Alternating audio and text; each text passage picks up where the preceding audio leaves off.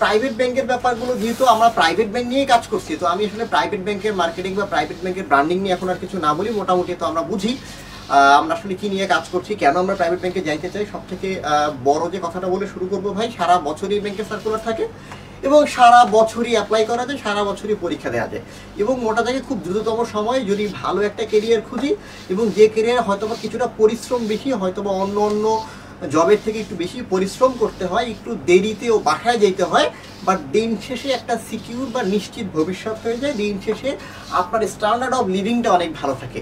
ব্যাংকারদের ভিতরে কমন একটা কথা বলা হয়, সেটা হচ্ছে standard of living. Standard of living মানে হচ্ছে আপনার ওভারঅল প্যাকেজটা আসলে কেমন, আপনি কত টাকা বাসায় নিয়ে যেতে পারতেছেন, আপনি আদার্স কী কী ফ্যাসিলিটিস পাচ্ছেন, এইটা নিয়ে আসলে। এবং সিভি রাইটিংয়ের ক্ষেত্রে আমরা শুরুতেই যে জিনিসটা একটু দেখতে চাই সেটা হচ্ছে, আমাকে একটু বলেন তো সিভি আর রিজিউমি এইটার ভিতরে মূল পার্থক্যটা কি, বা আমাদের কার কার একটা ব্যক্তিগত সিভি আছে, এটা একটু আমাকে বলেন তো।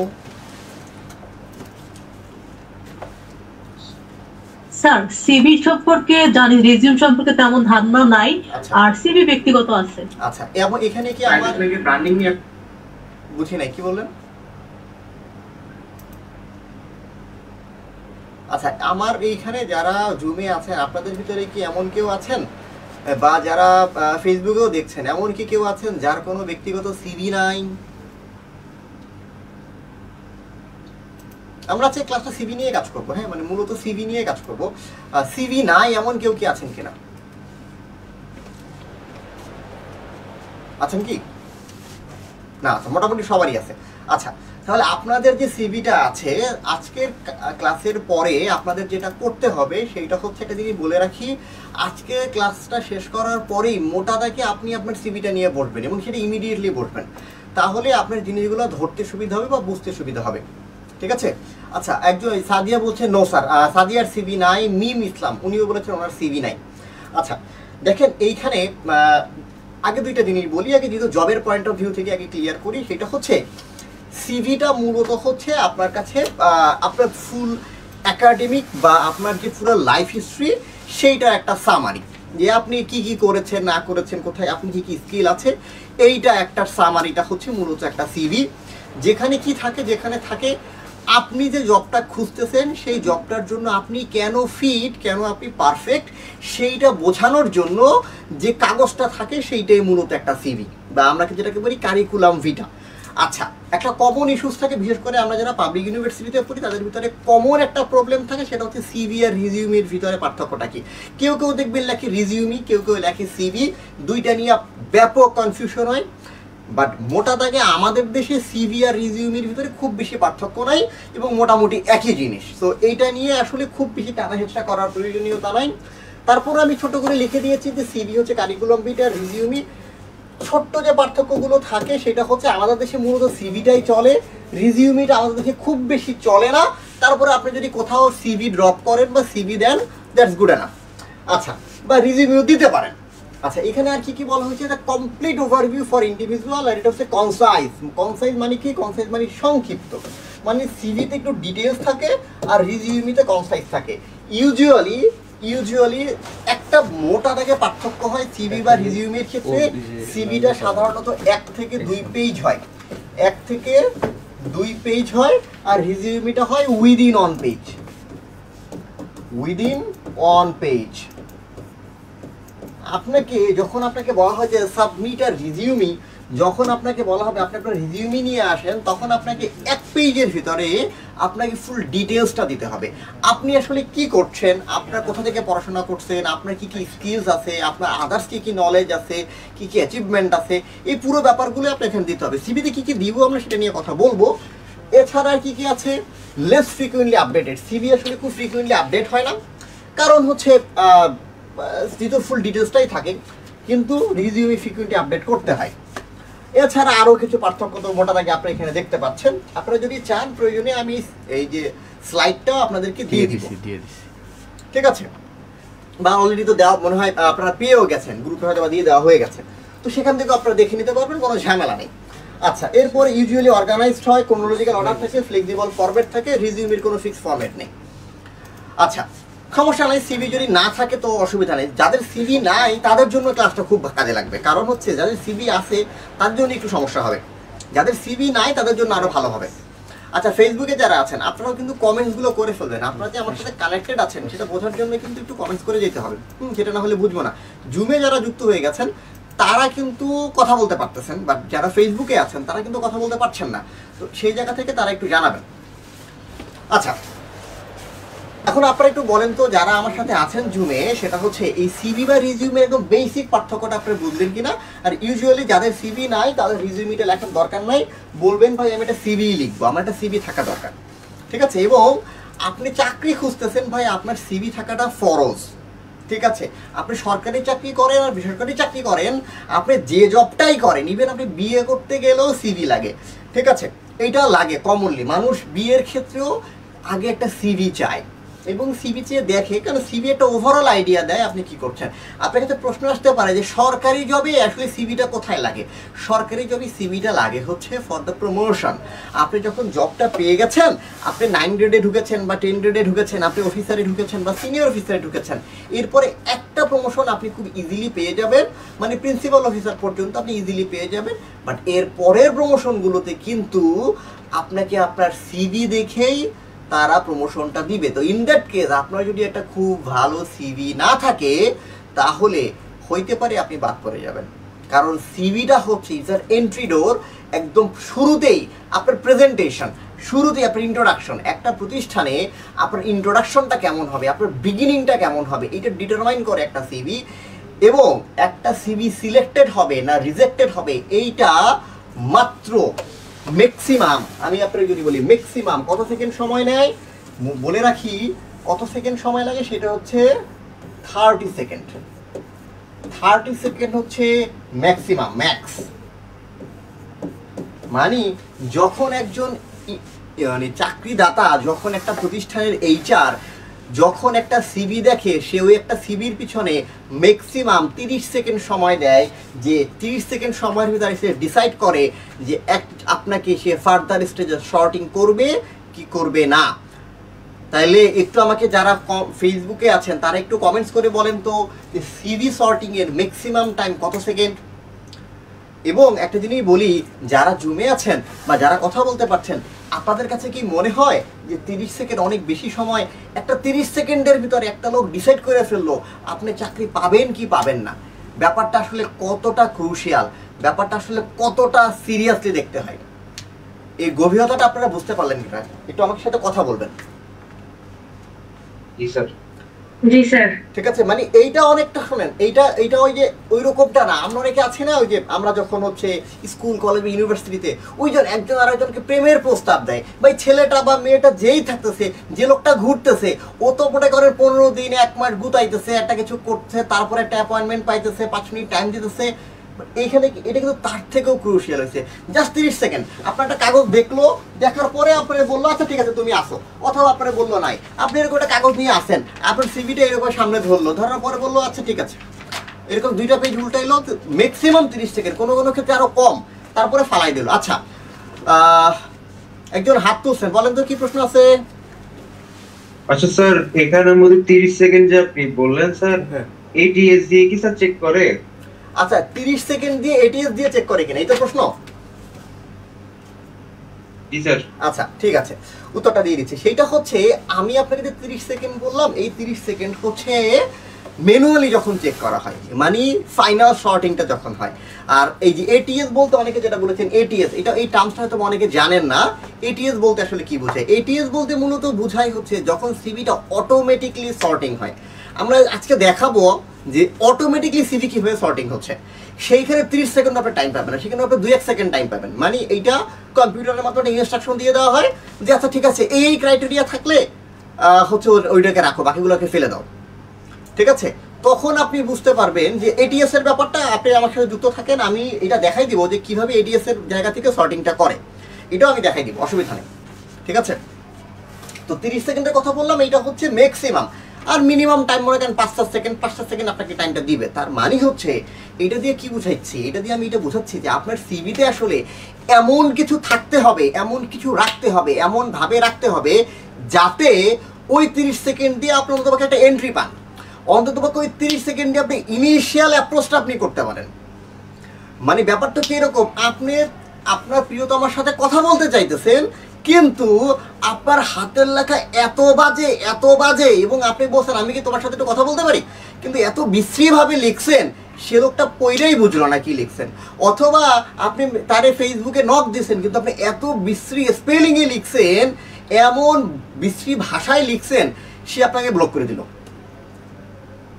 কিন্তু ব্যাপারটা হচ্ছে এই জায়গাটাতে আপনাকে এতটা প্রেজেন্টেবল ওয়েতে লিখতে হবে, এত প্রেজেন্টেবল ওয়েতে প্রেজেন্ট করতে হবে যে উইদিন 30 সেকেন্ড বা উইদিন 5 to 10 সেকেন্ড, যাতে ইনিশিয়ালি অন্তত পক্ষে আপনাকে নিয়ে একজন চাকরিদাতা ভাববে, অন্তত পক্ষে সে চাই আছে ঠিক আছে একটু ভেবে দেখি।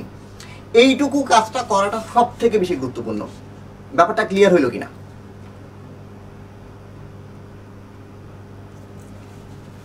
জি স্যার ক্লিয়ার। আচ্ছা, এখন প্রশ্ন আপনার, এইটা যখন ক্লিয়ার হয়েছে, এখন ইমিডিয়েটলি আপনার মনে একটা প্রশ্ন আসবে, সেটা হচ্ছে স্যার এই কাজটা আসলে কিভাবে করবো, এটা তো খুব কঠিন কাজ, তাই না? আপনি এইটা এত অল্প সময়ের ভিতরে এই কাজটা কিভাবে করবো, সেটা তো বেশ কঠিন কাজ। আচ্ছা সেটা নিয়ে একটু দেখি। আচ্ছা এখন আসেন সিভিতে কি কি জিনিস থাকতে হয় এবং এই সেকশনগুলো নিয়ে আমরা একটা একে কথা বলবো, ঠিক আছে? এবং আরেকটা জিনিস বলে রাখি, বর্তমানে আমরা যারা ব্যাংকে অ্যাপ্লাই করি, সেই ব্যাংকের সিভিটা হচ্ছে আমাদের ম্যাক্সিমাম ক্ষেত্রে পোর্টাল হয়, মানে একটা পোর্টাল থাকে যেখানে আপনি আইডি পাসওয়ার্ড দিয়ে লগ ইন করেন বা রেজিস্ট্রেশন করেন, এবং রেজিস্ট্রেশন করার পরে সেইখানে আপনি আপনার নাম ডেজিগনেশন যা যা আছে আপনি পরপর ফিল আপ করেন, সেভ করেন, এবং ফাইনালি একটা অটোমেটিকলি সেলফ জেনারেটেড একটা সিভি হয়ে যায়। আর বিডি জবসের ক্ষেত্রে একই রকম, বাট কিছু কিছু ব্যাংকে আবার ফিজিক্যালি বা হার্ড কপি সিভিও নেয়, দুই একটা ব্যাংক আছে। তবে ফাইনালি আপনার চাকরি হবে কি হবে না, একদম ফাইনালি মানে চাকরি যখন আপনার ফাইনাল হয়ে যায়, তখন কিন্তু আপনাকে হার্ড কপি সিভি নিয়ে যেতে হয়, ওই ইনিশিয়াল বা অ্যাপ্লাই করার মতো সিভি না। তার মানে আপনাকে দুইটা জায়গাতে এক্সপার্ট হইতে হবে। একটা হইতেছে আপনি পোর্টালে যখন আপনি ওয়েবসাইটে গিয়ে টাইপ করে একটা ফর্ম ফিল আপের মতো করে ফর্মটা ফিল আপ করতেছেন, তখন আপনাকে পারফেক্টলি সিভিটা দিতে হবে, যাতে আপনি রিটেনে কল পান, যাতে ভাইবার কলটা আপনি পান, যাতে আপনি হচ্ছে ইনিশিয়াল ইন্টারভিউর কলটা যাতে আপনি পান, মানে যাতে আপনি শর্টিংয়ে বাদ না পড়েন। পোর্টালটা ওইভাবে দিতে হবে, এবং ফাইনালি যখন আপনাকে ফাইনাল ভাইবাতে যাওয়া ডাকবে, তখন না কিন্তু আপনাকে হার্ড কপি সিভি নিয়ে যেতে হবে, নিজস্ব একটা সিভি নিয়ে যেতে হবে, এবং সেই সিভিটাতেও যাতে পারফেক্টলি ঠিকঠাক থাকে, যাতে আপনি ফাইনাল চাকরিটা আপনার হয়। তার মানে দুইটা জায়গাতে আপনাকে কাজ করতে হবে। ওকে,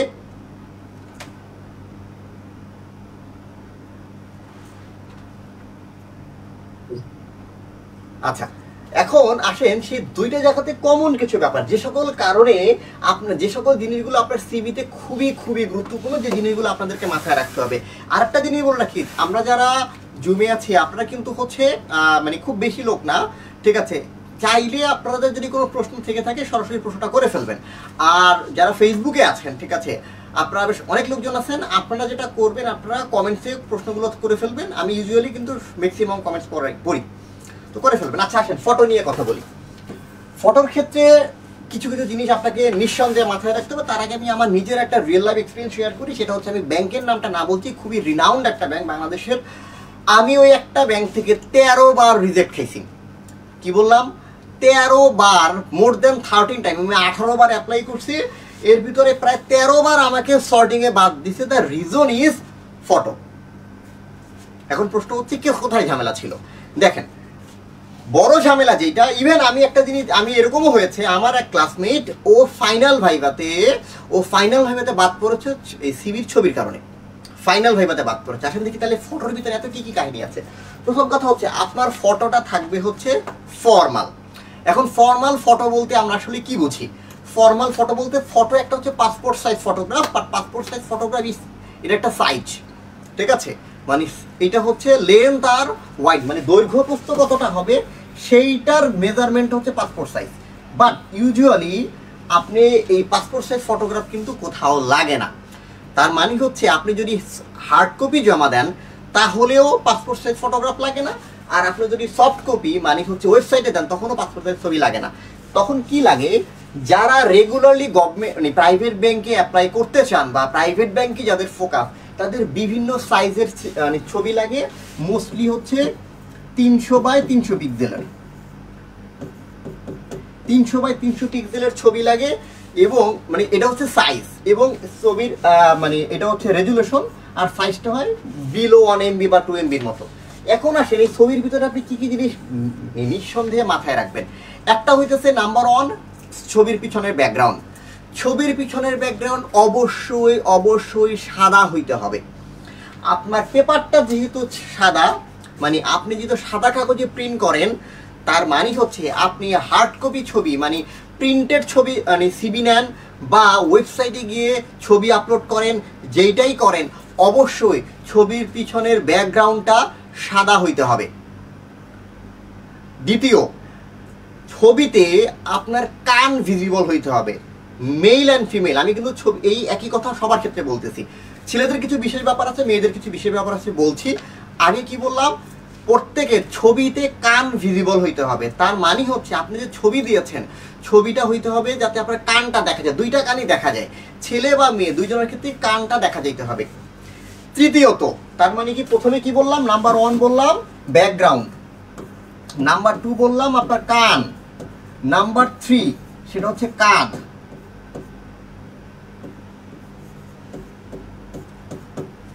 ছবির ক্ষেত্রে আপনার এই দুইটা কাঁধ, এই দুইটা কাঁধ সমান হইতে হবে। মানে আপনি যদি পুষ্পা মুভির মতো কোনো কাঁধ এরকম উঁচু হয়ে যায়, কোনো কাঁধ যদি নিচু হয়ে যায়, তাহলে কিন্তু হবে না। এবং এটা কখন হয়, এইটা হয় যদি আমাদের কাছে যেহেতু অনেক সুন্দর সুন্দর দামি দামি ফোন আছে, এবং আমরা যখন ইমিডিয়েটলি যখন সিবির জন্য ছবি সিলেক্ট করি, তখন আমরা কি করি, বিভিন্ন পোজের ছবিটাকে ছোট্ট করে ক্রপ করে কাইটা ছাইটা দিয়া ব্যবহার করি। আমি নিজেও এক সময় করছি, but that's not a very good idea. আপনাকে ছবি তুলতে হইলে বা সিভির জন্য ছবি তুলতে হইলে অবশ্যই চেষ্টা করবেন 50 টাকা বা 100 টাকা খরচ করে একটা স্টুডিওতে গিয়ে ছবি তোলার, এই চেষ্টাটা করে আসবেন। একটা স্টুডিওতে একবার ছবি তুলে সেই এক ছবি দিয়ে আপনি 6 মাস 1 বছর চালাই দিতে পারবেন, ঠিক আছে? এবং খুব বেশি খরচ হয় না, একটু সময় নিয়ে স্টুডিওতে গিয়েই ছবিটা তুলবেন। ফোনের ছবি তুলবেন যদি নিতান্তই বাধ্য হন, তাহলে ফোনের ছবি ইউজ করেন, তবে অন্য একটা ছবিকে ক্রপ করে কেটে দিয়ে সিভিতে ব্যবহার করবেন না। মানে ক্রপ করা কোনো ছবি সিভিতে ব্যবহার করবেন না। ব্যাপারটা বোঝা গেল কিনা?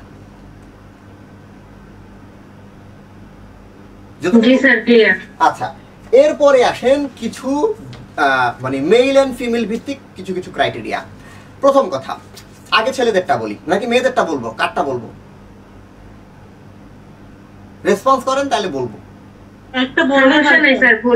আচ্ছা, মেয়ের আগে বলতেছে। আচ্ছা, তাহলে মেয়েদেরটা আগে বলি, ঠিক আছে? আপনারা যারা রেসপন্স করতেছেন। আচ্ছা, ফিমেলদের ক্ষেত্রে যেটা বলি সেটা হচ্ছে যেটা বলবেন সেটা হচ্ছে, আমরা ফিমেলরা অনেক সময় অনেক রকম অর্নামেন্ট পরি, ঠিক আছে? মনে করেন কানে আপনি একটা দুল পরেছেন, নাকে একটা নাকফুল পরেছেন, কপালে একটা টিপ দিয়েছেন, ঠিক আছে? এই ধরনের জিনিসগুলো যত সম্ভব অ্যাভয়েড করবেন। মানে সিভিটা হচ্ছে নর্মাল সিভি, এইখানে আপনাকে কতটা সুন্দর লাগতেছে এটা গুরুত্বপূর্ণ না, এটা বায়োডাটা না যে না আপনি আপনার ফুল বডির ছবি দিয়ে দিবেন, দাঁড়ানো ছবি দিবেন। বিয়ের ক্ষেত্রে বায়োডাটা লাগে, সিভিতে সেরকমটা না, ছবি হবে নর্মাল। চেষ্টা করবেন অর্নামেন্টগুলো বাদ দিয়ে দেওয়ার জন্য। তবে বাই এনি চান্স যদি কোনো অর্নামেন্ট থাকে সেইটা ছোট হইতে হবে, সেইটা যেন খুব বেশি বড় না হয়, যাতে খুব বড়ভাবে যাতে হাইলাইটেড না হয়। এটা হচ্ছে প্রথম কথা। মানে এরকম কোনো কিছু রাখলে কিন্তু আপনি ঝামেলায় পড়বেন। পরের কথা, নারীরা যেহেতু বড় চুল রাখেন, তো চুল সামনে রাখবেন না, চুল সামনে রাখা যাবে না, চুল থাকবে পিছনে।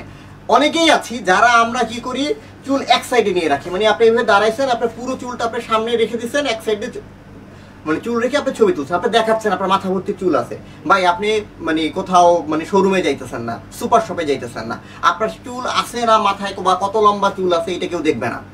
আবার অনেকে আমরা কি করি, দুই সাইডে চুল রাখি, মানে সামনে আছেন দুই সাইডে চুল ছেড়ে দিচ্ছেন, তারপর আপনি ছবি তুলছেন। না, এই ধরনের ছবি চলবে না, চুল যা আছে সব পিছনে, ঠিক আছে? এবং অনেকে আছে যারা চুলে মাল্টিপল কালার ইউজ করি, মাল্টিপল কালার চাকরি পাওয়ার পর ইউজ করবেন। বাট ইউজুয়ালি আমাদের দেশের নারীদের যেহেতু চুলের কালার ইউজুয়ালি ব্ল্যাক, তো চেষ্টা করবেন যাতে ছবির কালারটাও মোটামুটি ব্ল্যাক থাকে, ঠিক আছে? মানে যাতে এমন কোনো কালার না থাকে যেটা হচ্ছে খুব ভিজিবল হয়ে যায়। তৃতীয়ত, অনেকে আবার চুল সামনে থেকে রাখি, সামনে থেকে এই যে কিছু চুল সামনে রাখি, একটু শর্ট রাখি কানের পাশ থেকে, যাতে একটু মানে দেখতে সুন্দর লাগে আর কি। এই টাইপের কোনো পোজ দিয়ে ছবিতে আনবেন না। চতুর্থত, যদি আপনি ওড়না ব্যবহার করেন তাহলে সেই ওড়নাটা দুই সাইডেই রাখতে হবে, এক পাশে ওড়না রাখা যাবে না, দুই সাইডেই আপনার দুই কাঁধের উপরেই ওড়না রাখতে হবে। যদি অন্য কোনো মানে ভাবে আপনি কেউ আছেন হিজাব পরেন, কেউ বা শাড়ি পরেন, that's a different case.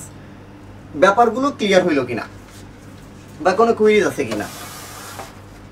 G sir clear. আচ্ছা, এরপরে আসেন পুরুষদের ক্ষেত্রে। পুরুষদের ক্ষেত্রে যে ব্যাপারগুলো হবে সেইটা হচ্ছে পুরুষদের এই ঝামেলাটা বেশি হয়, ঠিক আছে? সেইটা হচ্ছে প্রথম কথা, পুরুষরা অনেকে হচ্ছে আমরা টাই পরি, চেষ্টা করবেন টাই পরেই সিভিতে ছবি দেওয়ার জন্য। প্রয়োজনে একবারের জন্য হইলেও টাই পরেন, বা ম্যাক্সিমাম ঢাকায় স্টুডিওতে টাই পাওয়া যায়, বা অনেক সময় গ্রামের স্টুডিওতেও আপনি টাই পাবেন। টাই পরে ছবি দিবেন এবং টাইয়ের নট আর আপনার শার্টের বোতাম এই দুইটার মাঝখানে কোনো গ্যাপ থাকবে না। টাইটা খুব টাইট করে বাঁধবেন, ঠিক আছে? এবার এমন না যে আপনার গলায় ফাঁস লেগে যাচ্ছে, অতটাও টাইট না, মোটামুটি ভালো রকম টাইট করে বাঁধবেন যাতে আলাদাভাবে গ্যাপ না থাকে, যাতে টাইটা লুজ না হয়ে যায়। তৃতীয়ত, যদি পারেন ব্লেজার পরে ছবি তুলবেন, মানে টাই এবং ব্লেজার পরে ছবি তুলবেন। এর বাইরের যে কথা সেটা হচ্ছে ছেলেদের আর একটা ঝামেলা আছে, যে ঝামেলার কারণে বললাম না যে আমি ব্যাংকের নামটাও বলি, সেটা হচ্ছে আইএফআইসি ব্যাংক। সেই ব্যাংকের একজন তার ফাইনাল ভাইবা থেকে বাদ করে সে আমার একজন classmate. The reason is that সে বাদ পড়ার পিছনে কারণ হচ্ছে সে ছবি দিয়েছে তখন তার মাথায় ভালো রকম চুল ছিল, বা চুল না থাকলেও আমরা যেহেতু ফটোশপ দিয়ে এডিট করে সে মোটামুটি ভালো চুল টুল বসাইছে, মানে মোটামুটি আর চুল এমনি কিছু কম ছিল, তা মোটামুটি ছিল। তো সে কি করছে, ফটোশপের দোকান থেকে চুলটা আরো একটু কালো টালো করছে যাতে আরেকটু হ্যান্ডসাম লাগে। এখন এর ছবিটা বেশ কিছুদিন আগে, and by the mean time যেটা হয়েছে, প্রিলি হয়েছে, রিটেন হয়েছে, যা যা হয়েছে পুরো প্রসেস শেষ করতে করতে মোটামুটি তো 2-3 মাসের একটা গ্যাপ থাকে, এবং ছবিটা মনে করেন আরো 2-3 মাসের আগে, তো সব মিলিয়ে মনে করেন 3-4 মাস বা 6 মাসের একটা গ্যাপ। 6 মাসে তার মাথার চুল আরো কিছু কমেছে। তো যেটা হয়েছে এখন, ছবি এবং ফিজিক্যালি যে চেহারা দুইটার ভিতরে সিগনিফিকেন্ট গ্যাপ হয়ে গেছে, এবং এই সিগনিফিকেন্ট গ্যাপটা শুধু যে চুলে হবে ব্যাপারটা এরকমটা না, এটা দাড়িতেও হইতে পারে। অনেকেই আছেন যারা একটা কাজ করেন, আপনি সিভিতে ছবি দিয়েছেন একদম ক্লিন শেপ করা, সুন্দর ক্লিন শেপ করে সিভিতে ছবি দিয়েছেন, বাট আপনি যখন ভাইবা বোর্ডে গেছেন, গিয়া দেখছেন, ভাইবা বোর্ডে গিয়ে দেখছেন আপনার দাড়ি আছে, অথবা ছবিতে দিয়েছেন দাড়িওয়ালা, গেছেন ক্লিন শেপ করা, অথবা দিছেন একরকম, দেখছেন খোঁচা খোঁচা দাঁড়িয়ে আছে বা কিছু নাই। এই যে পার্থক্য, এই পার্থক্যটা যদি সিগনিফিকেন্ট হয় তাহলে আপনি বাদ পড়ে যাবেন। এবং এই পার্থক্যের জন্য কি বললাম, ফাইনাল ভাইবা থেকে আমার এক ফ্রেন্ড বাদ পড়ছে। এই অপকর্ম করা যাবে না। সিভিতে আপনি যে ছবি দিবেন বাস্তবেও আপনি মোর অললেস ওই রকমই দেখতে থাকতে হবে, খুব বেশি গ্যাপ হইতে পারবে না, বিশেষ করে দাড়ির ক্ষেত্রে, চুলের ক্ষেত্রে। ও আচ্ছা, নারীদের একটা জিনিস মিস করেছি, টিপ পরে ছবি দিবেন না, কপালে কোনো টিপ দিয়ে ছবি দিবেন না। এবং মানে সাজুগুজু যদি করেন হালকা কিছু হোক, কিন্তু এমন কোনো সাজুগুজু করবেন না যেইটা বোঝা যায় যে আপনি আপনার সৌন্দর্য প্রদর্শন করছেন। Be casual, be very normal and be formal, normal and formal. ছবি নিয়ে মোটামুটি এই হচ্ছে কথাবার্তা। এইখান থেকে যদি সিগনিফিকেন্ট গ্যাপ হয় তাহলে আপনি বাদ করে যেতে পারেন ছবির ব্যাপারে। এখন ছবি নিয়ে আর কোনো কোশ্চেন আছে কিনা?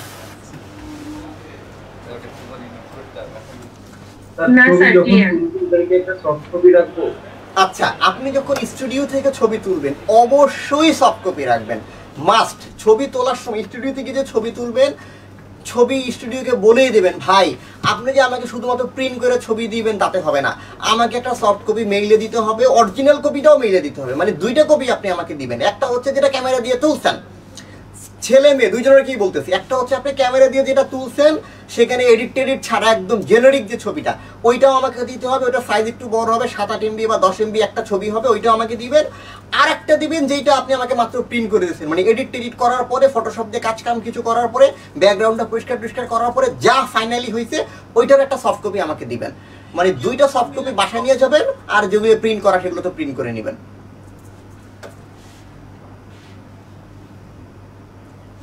তাহলে পরের টপিকে যাই। জি স্যার। আচ্ছা, এরপরে আসেন ক্যারিয়ার অবজেক্টিভ। দেখেন, ছবির ব্যাপারটা তো ইনিশিয়ালি শুরুতেই দেখে এবং এক নজর অবশ্যই আপনার ছবিতে তাকাবে। দ্বিতীয়ত, চাকরি খোঁজার ক্ষেত্রে যে দুইটা টপিক সব সময় একজন চাকরিদাতা পড়ে, দুইটা জিনিস অবশ্যই একটা চাকরিদাতা পড়ে, সেটা হচ্ছে ক্যারিয়ার অবজেক্টিভ এবং এডুকেশন। এই দুইটা জিনিস চাকরিদাতা পড়ে একদম শুরুতেই, বাদ বাকি কোনো কিছু পড়ুক আর না পড়ুক সেটা পড়ে, বাট এই দুইটা জিনিস পড়ে। এখন আসেন ক্যারিয়ার অবজেক্টিভ বা এডুকেশন নিয়ে। একটা আগে ক্যারিয়ার অবজেক্টিভে পরে একটু পরে যাচ্ছে, আগে এডুকেশন একটু কথা বলি। এডুকেশনের ক্ষেত্রে আপনি যেখান থেকেই পড়েছেন, আমরা কমনলি একটা কাজ করি, এবং আমি মানে প্রচুর সিভি নিয়ে কাজ করেছি, তো রানিং পয়েন্ট আমরা প্রচুর সিভি নিয়ে কাজ করেছি, আমি দেখাবো। দেখেন আমি আপনাকে একটা জিনিস দেখাই, তাহলে আপনাদের জন্য একটু বুঝতে সুবিধা হবে।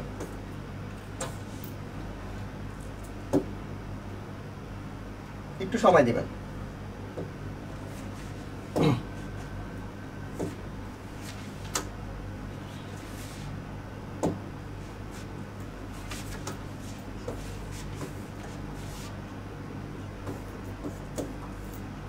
একটু সময় দিবেন, আমি আপনাদেরকে এটা দেখাচ্ছি।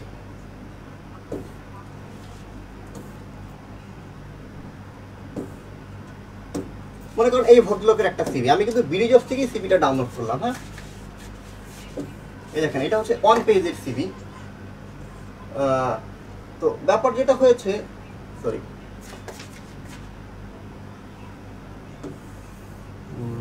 আচ্ছা,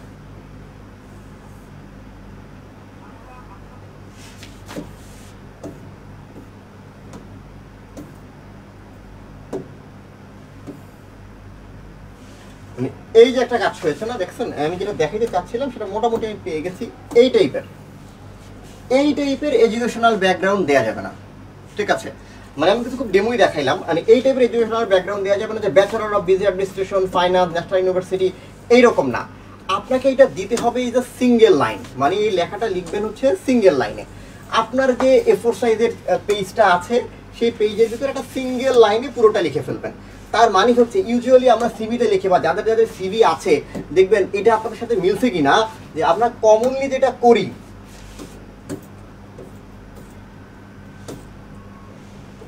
আচ্ছা চলে এসেছে,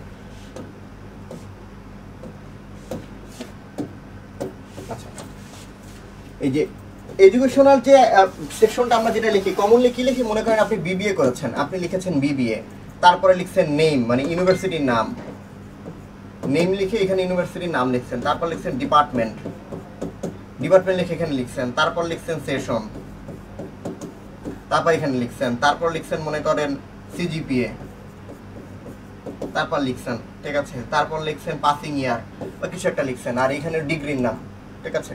আমরা ইউজুয়ালি এইভাবে একটা নিচে নিচে নিচে নিচে লিখি, পাশাপাশি ডট দিই। এটা একটা ওয়ে আছে।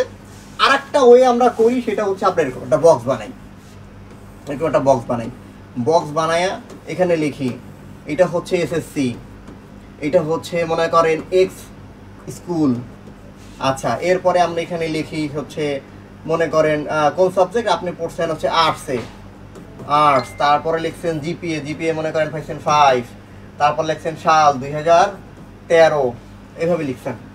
দুইটা ওয়েতে আমরা মোটামুটি সিভিটা লিখি, একটা হচ্ছে এইটা আর একটা হচ্ছে এইটা। কথা হচ্ছে এই দুইটা ওয়েই আপনার সিভির একটা সিগনিফিকেন্ট জায়গা খায় ফেলায়। সিভিটা আপনার 2 পেজের বেশি হবে না ভাই। সো আপনি এইভাবে যদি লেখেন বা এইভাবে যদি লেখেন, দেখবেন মোরলেস আপনার হাফ পেজ চলে যাবে, প্রায় হাফ পেজ চলে যাবে শুধুমাত্র এইটুকু লিখতে, শুধুমাত্র এডুকেশন ব্যাকগ্রাউন্ডটা লিখতে আপনার হাফ পেজ খেয়ে ফেলবেন। কারণ ভাই আপনার জায়গা তো 2 পেজ, সিভি কখনো 2 পেজের বেশি হবে না, সিভি 2 পেজের বেশি লেখা যাবে না। 2 পেজের বেশি সিভি মানে খুব ভালো সিভি না, ভালো সিভি লেখে নাই, এটা মাথায় রাখবেন। তার মানে এইভাবে লিখবেন না। এখন কোশ্চেন আছে কিভাবে লিখবেন ভাই, সোজা একটা বুলেট পয়েন্ট মারেন। কি করলেন আপনি, একটা স্ট্রেট লাইন একটা বুলেট পয়েন্ট দিবেন, বুলেট পয়েন্ট লিখছেন বিবিএ, আপনি কি করছেন বিবিএ ইন, তারপর আপনি লিখছেন অ্যাকাউন্টিং, তারপর লিখছেন ফ্রম কি, ফ্রম মনে করেন ন্যাশনাল ইউনিভার্সিটি, ঠিক আছে, উইথ আপনার লিখছেন সিজিপিএ মনে করেন লিখছেন 3.50, ঠিক আছে। এরপর লিখছেন অ্যাট বা কিছু একটা লিখে আপনি লিখছেন পাসিং ইয়ার 2020 বা 25 একটা কিছু লিখে দিচ্ছেন। এতে কি হয়েছে, আপনার সব মিলিয়ে দেখবেন 1 লাইন বা 2 লাইনের ভিতরে আপনার একটা ডিগ্রি চলে আসবে ভাই। 4টা ডিগ্রি দিবেন, এসএসসি এইচএসসি, ঠিক আছে, অনার্স মাস্টার 4টা ডিগ্রি দিবেন, 4টা ডিগ্রিতে 4 দুগুণে 8 লাইন বা 6 লাইনের ভিতরে দেখবেন হয়ে গেছে। কারণ সব সময় তো আবার ওই এত বড় বড় নাম থাকে না, 6 লাইনের ভিতরে হয়ে গেছে, এবং জায়গা অনেক কম লাগবে, দেখতে স্মার্ট লাগবে। ব্যাপারটা ক্লিয়ার হইল কিনা? জি স্যার ক্লিয়ার। ঠিক আছে, তাহলে সিভিতে এই বক্স আকারে দিবেন না, আবার এইভাবে যে পরপর নিচে এখানে নাম লিখবেন আর এখানে যে এরকম কোলন দিবেন, কোলন দিয়ে যে আমরা যেটা লিখি এইটাও করবেন না। এই দুইটা করলে কি হবে, এই দুইটা করলে আপনার সিভির জায়গা চলে যাবে অনেকখানি এবং সিভি দেখতে খুব একটা স্মার্ট লাগে না, দেখতে খুব একটা ওই যে বললাম না যে কমন লাগে, এটা কমনলি মানুষ ইউজ করে। এবং এই কাজগুলো ইউজুয়ালি কারা করে, যারা দোকান থেকে সিভি বানায়, বিভিন্ন দোকান থেকে সিভি বানায়া কাজ চালায়, তারা সাধারণত এই ফরম্যাট বা এই ফরম্যাটটা ফলো করে। এবং আপনারা যারা আছেন আপনাদের ম্যাক্সিমামের সিভি দুইটার ভিতরে পড়ছে না? জি স্যার। কি বলতে বুঝতে পেরেছেন? এবং এতে দেখবেন, এবং আপনি নিজেও আপনি সিভির দিকে তাকাবেন, গিয়ে দেখবেন একটা বড় একটা অংশ আপনি নষ্ট করে ফেলছেন। আচ্ছা, উর্মিলা স্যার একবার ইনিশিয়াল ভাইভাতে অ্যাটেন্ড না করতে পারে, পরের বারে অ্যাপ্লাই করে শর্টলিস্টেড করে না। হ্যাঁ, এটা নিয়ে তো, এটা তো করবে না, এটা আপনাকে করবে না।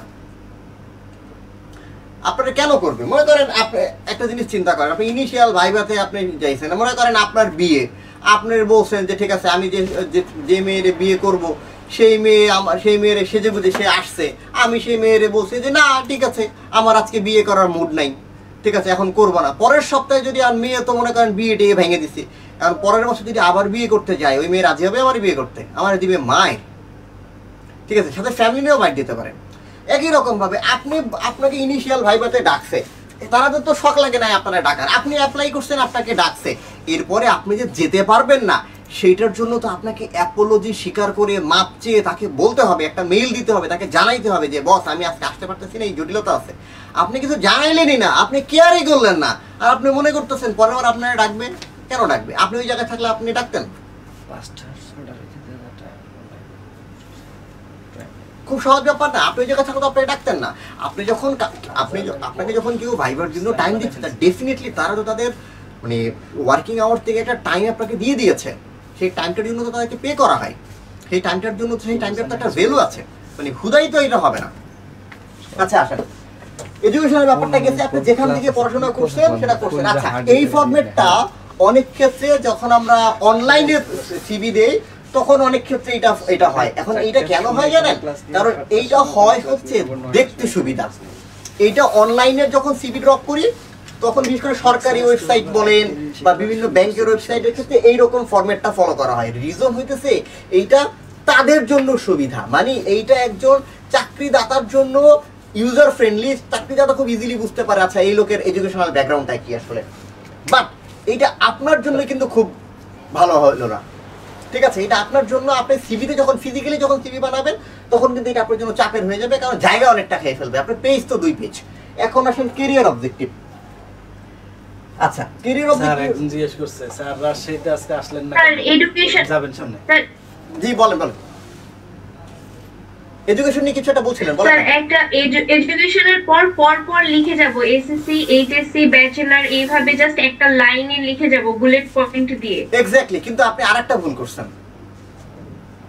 স্যার আগে হচ্ছে হায়ার এডুকেশনটা দেওয়া লাগবে, তারপরে আস্তে আস্তে লোয়ার। আগে হচ্ছে আপনার সর্বশেষ ডিগ্রি, কারণ ওই যে বললাম 30 সেকেন্ড আপনি টাইম পাবেন, তো 30 সেকেন্ড টাইম পেলে আপনি সর্বশেষ যেটা করছেন, ঠিক আছে, আপনি সেইটা দিবেন। আপনার যদি সর্বশেষ ডিগ্রি থাকে মাস্টার্স, আপনি তাহলে মাস্টার্স দিবেন। আপনার সর্বশেষ ডিগ্রি যদি থাকে অনার্স, তাহলে আপনি অনার্সটা দিবেন। দেন আমার সর্বশেষ ডিগ্রি হচ্ছে সিএমএ, তাহলে আমি তো অনার্স মাস্টার একটাও দিন, আমি সিএমএ দিয়ে শুরু করছি।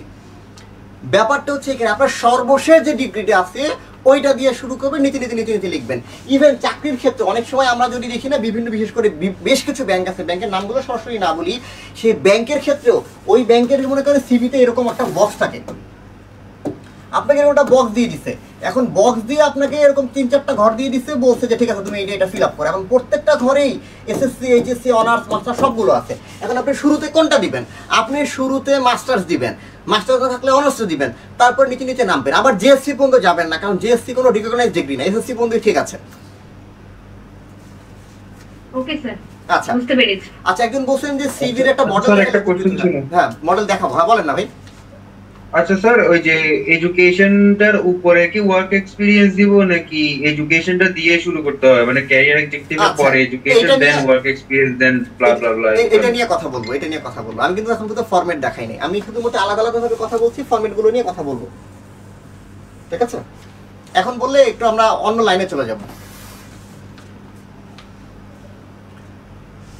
আচ্ছা, না টার্নিং পয়েন্টে কি সিভি বানিয়ে দেওয়া হয় পেমেন্ট করলে? না, টার্নিং পয়েন্টে এই ধরনের কাজ করা হয় না। এবং বলা হচ্ছে টার্নিং পয়েন্ট মনে করেন আপনাকে সিভি বানায় দিল, বা মনে করেন আপনি আমার কাছেই বললেন যে ভাই আমি আপনার পেমেন্ট করতেছি, আপনি একটা সিভি বানায় দেন। আমি হয় আপনাকে একটা বানায় দিলাম, আপনি একটা চাকরি পাইলেন, কিন্তু ভাই আপনার কেরিয়ারটা তো 30 বছরের রে ভাই, আপনার তো 30 বছর বসে আমি সিভি বানায় দিতে পারবো না। ঠিক আছে, আপনার লাভ লেটার যদি আমি লিখে দিই তাইলে তো প্রেম আমার সাথে হয়ে যাবে, আপনার সাথে তো হবে না রে ভাই। ঠিক আছে, আপনার প্রেমপত্র আপনাকেই লিখতে হবে, আপনার মনের মাধুর্য মিশায় লিখতে হবে, এটা অন্য কেউ লিখলে হবে না। এবং আমরা সরি, এই জিনিসটা আমি বলতে ভুলে গেছি হয়তো, বা ব্যাপারটা হচ্ছে এই কাজটা আপনি যদি করেন, আপনি শিওর থাকেন আপনি বাদ পড়বেন, আপনার চাকরি হবে না, ম্যাক্সিমাম ক্ষেত্রে আপনার হবে না। সেটা হচ্ছে আপনার সিভি অন্য কেউ লিখে দিছে, আপনার সিভি অবশ্যই অবশ্যই আপনাকে টাইপ করে লিখতে হবে। আপনার সিভিতে যে কয়টা লেটার আছে প্রত্যেকটা লেটার ইটস ইউ আপনি টাইপ করেছেন, এইটা আপনাকে লিখতেই হবে। এইরকম কাজ কখনো করবেন না। আচ্ছা ঠিক আছে, বিশেষ করে মেয়েরা এই কাজ করে যে তারা একটা বন্ধুরে বলে দোস্ত আমার একটা সিভি বানাই দে, অথবা একটা বন্ধু টাইপ করে দিচ্ছে, ও পাশে বসে বসে দেখছে, ও বলতে ঠিক আছে দিয়ে দে। এই কাজটা করবেন না। ছেলেরা অনেক সময় কিছুটা কাজ করে, মেয়েরা এইভাবে একটু ফাঁকিঝুঁকি দেয়, এই ফাঁকিঝুঁকিটা দিবেন না। আপনার সিভি সব সময় নিজে বানাবেন, পুরোপুরি নিজে, যে আপনি কোথায় কি লিখছেন যাতে আপনি জানেন। আচ্ছা, এখন আসেন কেরিয়ার অবজেক্টিভ নিয়ে। বাকি সেকশনগুলো নিয়ে একটু কথা বলবো। এছাড়া মনে করেন আমরা কেরিয়ার অবজেক্টিভ থাকবে, ট্রেনিং এন্ড সার্টিফিকেট থাকবে, সিভিতে কি কি সেকশন থাকে এটা আসলে সেখানে উল্লেখ করা। অনেকে একটা কথা বলে যে স্যার আমার তো কিছু নাই, আমি তাহলে সিভিতে কি লিখবো? আপনি সিভিতে এই সেকশনগুলো লিখবেন। প্রথমে আপনি ফটো দিবেন, তারপরে কেরিয়ার অবজেক্টিভ দিবেন, তারপরে এডুকেশন দিবেন। এইখানে যে সিরিয়ালে সাজানো, আপনি মোটামুটি যদি আপনি একদম মানে একদম বিগিনার লেভেলে হন, যে ভাই আমি আসলে অত কিছু বুঝি না, অত জটিলতা আমার কাছে নাই, তাহলে এইখানে যে ওয়েতে সাজানো, যে সিরিয়ালে সাজানো, আপনি সেই সিরিয়ালই দিবেন। প্রথমে ছবি দিবেন, কেরিয়ার অবজেক্টিভ দিবেন, তারপরে এডুকেশন দিবেন, ট্রেনিং এন্ড সার্টিফিকেট গুলো দিবেন, আপনার কোথায় কোথায় ট্রেনিং আছে, এরপরে achievement and extra curriculum activities গুলো দিবেন, আপনার কি কি অ্যাচিভমেন্ট আছে, ল্যাঙ্গুয়েজ স্কিল, কম্পিউটার স্কিল, এবং এর বাইরে যদি আপনার আদার্স কোনো স্কিল থাকে সেইটা আপনি অ্যাড করবেন, এবং সিগনেচার দিবেন, এবং ফাইনালি রেফারেন্স দিবেন। দেখেন এখানে আমি একটা জিনিস বাদ দিয়েছি, দেখি তো পারলে কেউ বলেন তো কি জিনিস বাদ দিছি। একটা জিনিস যেটা কমনলি আমরা দেই কিন্তু আমি এইখানে দেখি নাই। স্যার এক্সপেরিয়েন্স এখন এক্সপেরিয়েন্স আপনার নাই, আপনার হয়তো ফ্রেশার। আমার কাছে যারা এখানে যারা ক্লাসে আছেন তাদের ম্যাক্সিমামই ফ্রেশার। আরেকটা জিনিস বলে রাখি, internship is not an experience, keep it mind. Internship করেছেন আপনি কোথাও, এইটা কিন্তু কখনো এক্সপিরিয়েন্স না। আমরা অনেকেই কাজটা করি, আচ্ছা ঠিক আছে আমার তো এক্সপিরিয়েন্স নাই, তাহলে এক্সপিরিয়েন্সের ঘরে ইন্টার্নশিপটা লিখে দিই, না এটা খুব বাচ্চামি। হ্যাঁ, এই ধরনের কাজ করবেন না। ইন্টার্নশিপ এইটা আপনার আদার্স স্কিলের ভিতরে যাবে। আপনি যখন আদার্স স্কিল, দেখেন আপনি যখন এই 4টা জিনিস দিয়েছেন, আপনি ট্রেনিং নিয়েছেন, internship it's can be a training, এটা ট্রেনিং এর ভিতরে দিতে পারেন যে আপনি ইন্টার্নশিপ করেছেন, it's can be a training. আচ্ছা, অথবা আপনার অন্য কোনো স্কিল আছে, অন্য কোনো স্কিল কিরকম, আপনি ম্যারাথন করেন, আপনি হয়তো মার্শাল আর্ট পারেন, আপনি হয়তো ভালো আর্ট করতে পারেন, আপনি ভালো গান গাইতে পারেন, এই টাইপের কিছু স্কিল আপনি আদার্স স্কিলে দিতে পারেন। তবে যে জিনিসটা আমি বাদ দিয়েছি সেইটা হচ্ছে ডিক্লারেশন। ডিক্লারেশন কি জানেন, আমাদের ভিতরে একটা কমন ফরম্যাট আছে যেটা আমরা সিভিতে দেখি, কমনলি আমরা লিখি যে আমি এই মর্মে প্রত্যয়ন করতেছি যে উপরের যা লেখা আছে সব আমার, এবং আমি নিচে একটা সাইন দিয়ে দিচ্ছি। ঠিক আছে, এই কাজটা করার প্রয়োজনীয়তা নেই, এটা খুব আগের, এটা এখন চলে না। ঠিক আছে, কমনলি আমরা সিভির শেষে ওই যে নিচেটা সিগনেচার দেই না, ওই সিগনেচারটা হচ্ছে দরকার নাই। আপনার ওই যে কমনলি যেটা লিখতেছেন, হ্যাঁ, যে ওই যে উপরে যা কিছু লিখেছি সেটা শক্ত সঠিক কোনো এরকম একটা ডিক্লারেশন আমরা দিই। ঠিক আছে, এই ধরনের ডিক্লারেশন সিভিতে এখন আর চলে না, এটা দিবেন না। সিগনেচার কিন্তু সিভির শেষে হয় না, সিগনেচারটা অন্য একটা জায়গায় হয়, সেটা বলবো। ঠিক আছে, এটা সিরিয়াল আছে, এটা এরকমটা না, সিগনেচারটা একটু অন্য একটা জায়গায় হয়, সেটা আমি বলবো। আর ফাইনালি রেফারেন্স দিবেন। আর রেফারেন্সটা বলে দেই, এই কাজটা ভুলেও করবেন না। রেফারেন্স অবশ্যই অবশ্যই আপনার রেফারেন্সটা আপনি আপনার ফ্যামিলির ভিতরে দিবেন না। যে প্রতিষ্ঠানে অ্যাপ্লাই করছেন ওই প্রতিষ্ঠানের রেফারেন্সও দিবেন না, এইটা করছেন আপনি ধরা খাবেন। ফর এক্সাম্পল, আপনি মনে করেন স্ট্যান্ডার্ড চার্টার্ডে অ্যাপ্লাই করছেন, এখন আপনি স্ট্যান্ডার্ড চার্টার্ডে যদি রেফারেন্স দেন, আমার এক বন্ধু আছে, আমার এক বড় ভাই আছে যে স্ট্যান্ডার্ড চার্টার্ডে জব করে, আপনাকে জিন্দিগিতেও শর্ট লিস্টেড করবে না।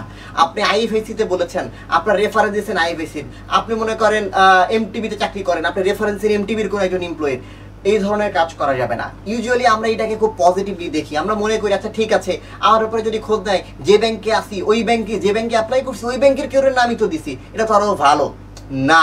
It's a negative approach. এই কাজটা করা খারাপ। কেন খারাপ? এইটাতে এইচআর মনে করে উনি ইনফ্লুয়েন্সিয়াল পারসন, উনি আমাকে ইনফ্লুয়েন্স করতে পারে, অ্যান্ড এইচআর তখন মনে করে ও তো আনডিউ ইনফ্লুয়েন্স করতেছে, অসৎ উপায় অবলম্বন করছে, তো স্বাভাবিকভাবে আপনাকে শর্টলিস্টেড করবে না। তাহলে আপনি কি করবেন? আপনাকে রেফারেন্স দিতে হবে দুইটা জায়গার। নাম্বার 1 আপনার এডুকেশনাল রেফারেন্স, আপনি যেখানে সর্বশেষ পড়াশোনা করেছেন সেইখানকার রেফারেন্স থাকতে হবে, ঠিক আছে? যদি আপনি ফ্রেশার হন অবশ্যই সেইখানকার রেফারেন্স থাকতে হবে। নাম্বার 2, যদি আপনি পড়াশোনা করার পরে আপনি যদি পার্ট টাইম কোথাও চাকরি করেন বা আপনার কিছু জব এক্সপিরিয়েন্স থাকে, তাহলে জব এক্সপিরিয়েন্সের রেফারেন্স আপনাকে রাখতে হবে। ফর এক্সাম্পল, আমি টার্নিং পয়েন্টে এখন মনে করেন বসে আছি, এই টার্নিং পয়েন্টে আমি লাইভ নিচ্ছি, তো আমি যদি আমার সিভিতে থাকি, আমার সিভিতে এই টার্নিং পয়েন্টের নাম থাকতে হবে এবং আমার সেখানে রেফারেন্সে টার্নিং পয়েন্টের একজনের নাম রাখতে হবে। তা না হইলে আমি যে টার্নিং পয়েন্টে একটা আকাম কুকাম করলাম কিনা এটা কিভাবে বুঝবে ওই চাকরি দাদা? আমি কিন্তু এক্সপিরিয়েন্সে দেখাইছি আমি টার্নিং পয়েন্টে 5 বছর চাকরি করছি, কিন্তু আমি রেফারেন্সে টার্নিং পয়েন্টে কারো নামগন্ধ দেখি নাই। তখন চাকরিদাতা মনে করবে তুমি মনে হয় লোক হিসাবে খুব একটা ভালো না, এই জন্য তুমি তোমার আগের বছরের নাম ফোন নাম্বার দেও নাই। কথা বুঝতে পেরেছেন? যদি আপনার এক্সপিরিয়েন্স থাকে রেফারেন্সেও যেখানকার এক্সপিরিয়েন্স ওইখানকার রেফারেন্স। যদি আপনার এক্সপিরিয়েন্স না থাকে, যদি আপনি ফ্রেশার হন, যেখান থেকে আপনি মাস্টার্স কমপ্লিট করেছেন বা অনার্স কমপ্লিট করেছেন সেইখানকার রেফারেন্স। ব্যাপারটা ক্লিয়ার হইল কিনা? আচ্ছা, একজন লিখছেন এন্টারপ্রেনারশিপ দেওয়া যাবে কিনা। ভাই আপনি যদি এন্টারপ্রেনার হন তাহলে আপনি সিভি বানিয়ে নিতে আসছেন কেন? ভাই আপনি অপেক্ষা করেন কয়দিন পরে আমি আমার সিভিটা আপনারা দেবো, আপনার প্রতিষ্ঠানে আমার একটা চাকরি দিন। যখন আপনি এন্টারপ্রেনার, দেন হোয়াই আপনি কেন চাকরি খুঁজতে আসছেন? ঠিক আছে, বিবাহিত লোক কখনো কাজী অফিসে যায় না রে ভাই, ঠিক আছে? কাজী অফিসে কারা যায়? কাজী অফিসে 2 শ্রেণীর লোক যায়, অবিবাহিত, আরেকটা হচ্ছে যার বৈবাহিক জীবন নিয়ে যে ত্যক্ত বিরক্ত হয়ে গেছে। সো আপনি হয়েছেন এন্টারপ্রেনার, আপনি তো বলতেছেন যে আমার নিজস্ব চাকরি আছে, তাইলে আপনি কেন সিভি বানাইতে যাবেন? আপনার সিভি দরকার নাই, কেন আপনি সেখানে দিবেন? রেফারেন্স কি ভেরিফাই করে কিনা? ডেফিনেটলি রেফারেন্স ভেরিফাই করে। তাহলে রেফারেন্স ভেরিফাই না করলে কি রেফারেন্স এমনি এমনি দিছে? রেফারেন্স তো ডেফিনেটলি ভেরিফাই করে এবং আপনাকে না জানায় করে। রেফারেন্স এই ব্যাপারটা ক্লিয়ার হয়েছে কিনা বা মোটামুটি যতটুকু বললাম, এখান থেকে কোনো প্রশ্ন আছে? যদি না থাকে তাহলে পরের সেকশনে যাব। শেষ করার আগে একটু দিন, শেষ করুন। এই কথা বলেন, সময় 1 ঘন্টা চলে গেছে। আমি অনেক আচ্ছা আমার অনেক দূর যাইতে হবে, আমি এখন অনেক কিছু শেষ করতে পারি নাই। আচ্ছা, এখন আরেকটা জিনিস বলে রাখি, সেটা হচ্ছে ল্যাঙ্গুয়েজ স্কিল। ল্যাঙ্গুয়েজ স্কুলে আমরা সবাই লিখি হচ্ছে হাই, গুড, ফ্লুয়েন্ট, এই টাইপের শব্দগুলো লিখি না, এই টাইপের শব্দগুলো লিখবেন না। যদি মানে অনলাইনের সিভি হয় যে না আপনাকে অপশন এই কটা দিয়ে দিছে তো ঠিক আছে, বাট আপনি যদি ফিজিক্যালি সিভি যদি টাইপ করেন তাহলে এইটা লিখবেন না, ঠিক আছে? তাহলে কি লিখবেন? তাহলে একটু ডিটেলসে লিখবেন। ভাই আপনি বাংলায় ভালো কথা বলতে পারেন, এটা সবাই বুঝে, আপনি তো বাঙালি, তাহলে আপনি কি লিখবেন? আপনি লিখলেন যে আপনার প্রেজেন্টেশন ভালো, গুড প্রেজেন্টেশন, ঠিক আছে? এটা লিখে আপনি লিখছেন যে আপনি 2টা ডিবেট করছেন, আপনি 2টা প্রোগ্রাম হোস্ট করেছেন, আপনি লিখছেন আপনার ফ্রি হ্যান্ড রাইটিং খুব ভালো, এইটা লিখে আপনি লিখছেন যে না আপনি একবার রচনা প্রতিযোগিতায় অংশগ্রহণ করছেন, আপনি হচ্ছে স্ক্রিপ্ট লিখতেন, এই টাইপের 1-2টা লাইন সাথে অ্যাড করে দিবেন। এইটা আপনার ল্যাঙ্গুয়েজ স্কিলকে জাস্টিফাই করবে। এখন ভাই আপনি বাংলা আর ইংলিশ এই 2টা তো মোটামুটি পারেন, এই 2টা তো এইটুকু লিখলেই হচ্ছে, ঠিক আছে? কিন্তু যখন এইটা কতটুকু ভালো পারেন এইটা বোঝার জন্য আপনাকে আরেকটু ডিটেলসে লিখবেন। মানে এই একটা সেকশন, যে সেকশনটা একটু ডিটেলসে লিখবেন, মানে ডিটেলস বলতে আবার আধা পৃষ্ঠা লিখে ফেলেন না, 2-1 লাইনে আর কি। আচ্ছা, ক্যারিয়ার অবজেক্টিভটা আরেকবার বলবো, ক্যারিয়ার অবজেক্টিভ দেখাবো আমি, ক্যারিয়ার অবজেক্টিভটা আমি দেখাবো, ঠিক আছে? সিভি ক্রিয়েট করে দেওয়া হয় না, সিভি ক্রিয়েট করে দেওয়া হয় না, সিভি ক্রিয়েট করার আমার কাছে না। ওই যে বলছিলাম আপনার লাভ লেটার আপনাকে লিখতে হবে, সংসার আপনার লাভ লেটার আপনাকে লিখতে হবে, এটা আপনার কেউ লিখবে না। হ্যাঁ আপনি ভুল করবেন, আপনি বারবার ভুল করবেন, তাতে কি আসে যায়? কোনো ব্যাপার না, সময় লাগবে, সময় নেবেন। আচ্ছা, পরের টপিকে যাই।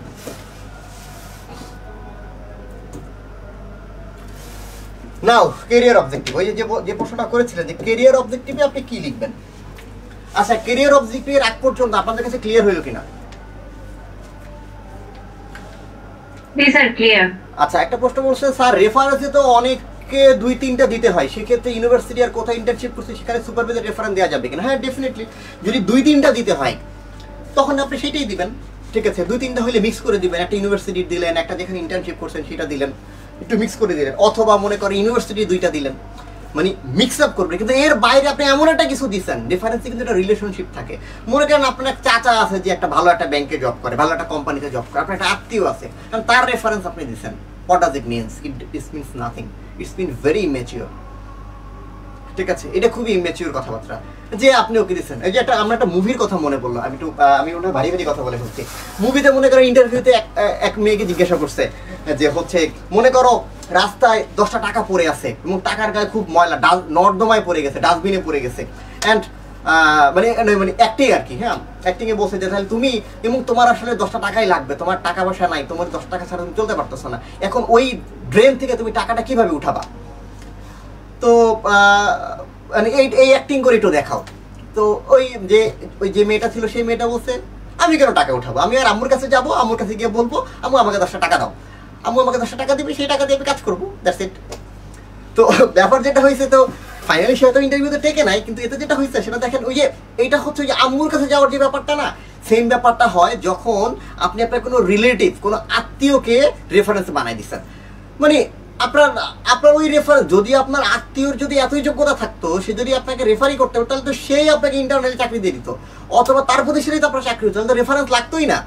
রেফারেন্স সবসময় থার্ড পার্সন হবে, রেফারেন্স সবসময় রিলেটিভ হবে না, নন রিলেটিভ হবে।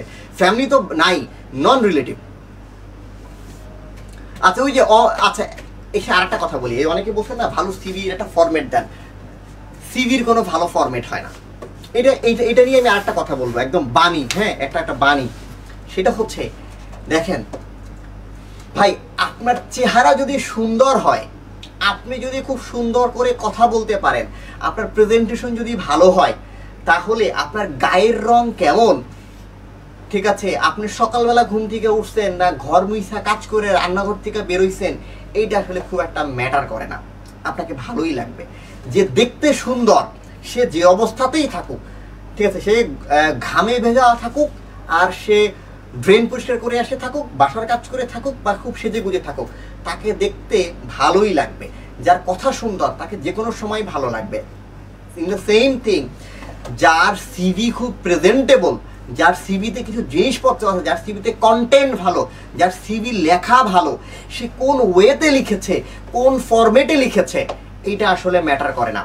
আপনি যে ওয়েতে লেখেন, যে ফরম্যাটে লেখেন, it's really doesn't matter, but matter হইতেছে আপনি কি লিখেছেন, ঠিক আছে, কিভাবে লিখেছেন, এটা ম্যাটার। আমি আপনাকে বললাম যে ভাই এডুকেশনটা অল্প জায়গায় দিবেন, কেন জায়গা কম, আমি কিন্তু একবারও বলি নাই ভাই দেখতে সুন্দর লাগে, না দেখতে হয়তো সুন্দর লাগে না, দেখতে সুন্দর লাগাটা গুরুত্বপূর্ণ না, সিভির ফরম্যাটটা কখনো গুরুত্বপূর্ণ না।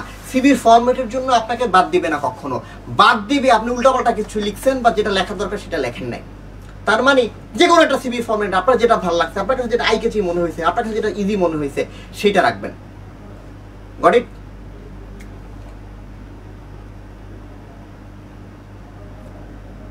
এই পর্যন্ত কোনো প্রশ্ন, কারো কোনো?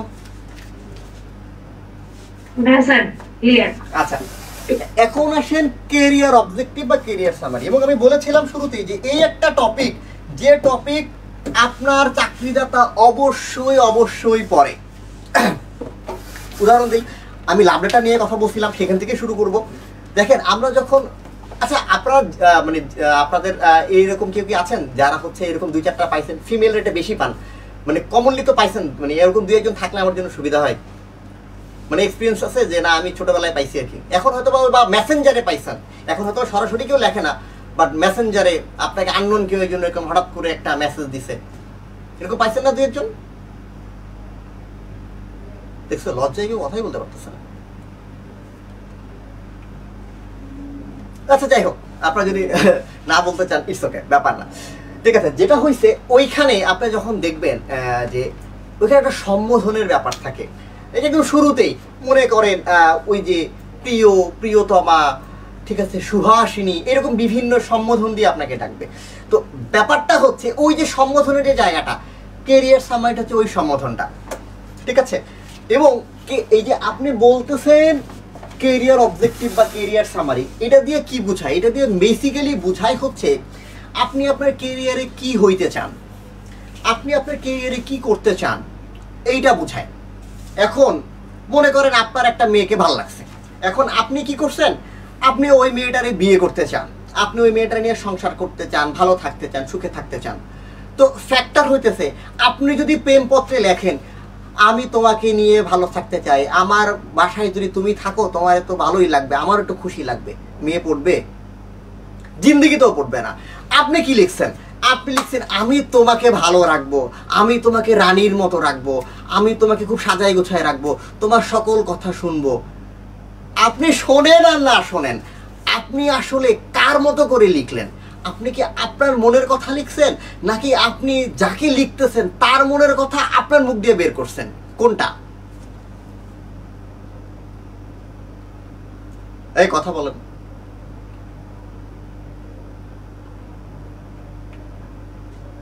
এই আপনারা কেউ কথা বলতেছেন না নাকি নাই আপনারা?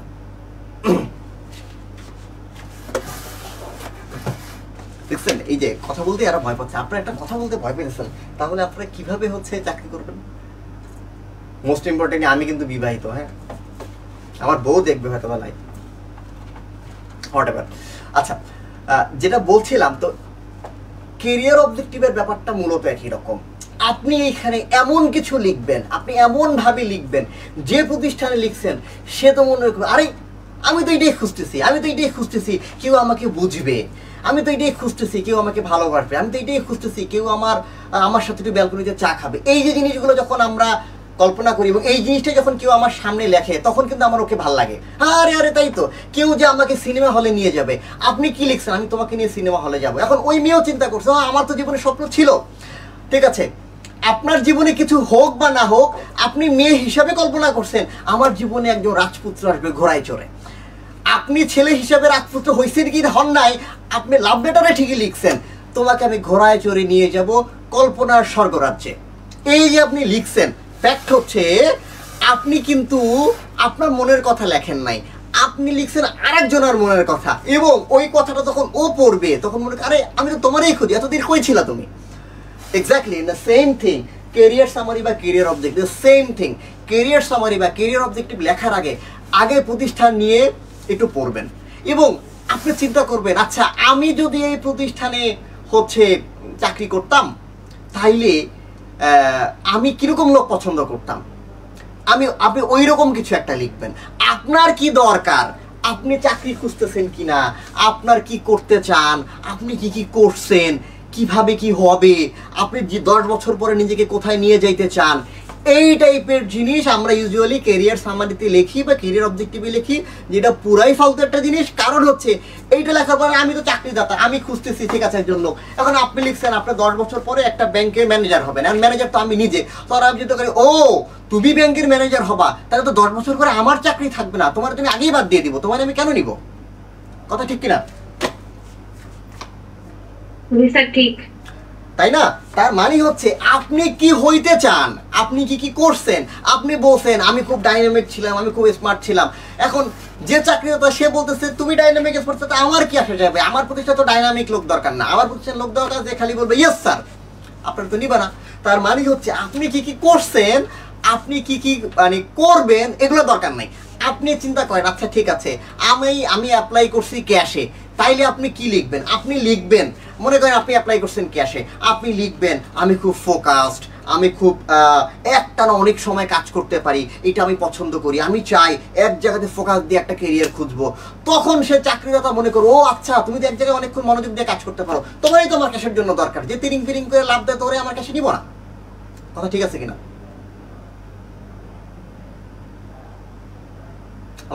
আমার কথাটা বুঝতে পেরেছেন কিনা?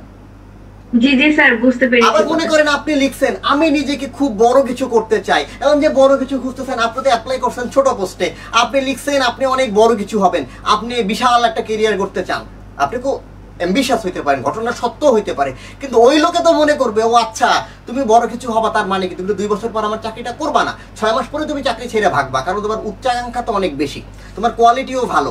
তাইলে আপনি শুধুমাত্র নিজের উচ্চাকাঙ্ক্ষা মনের কথাটা বইলা ফেলছেন, এই জন্য আপনাকে বাদ দিয়ে দিবে।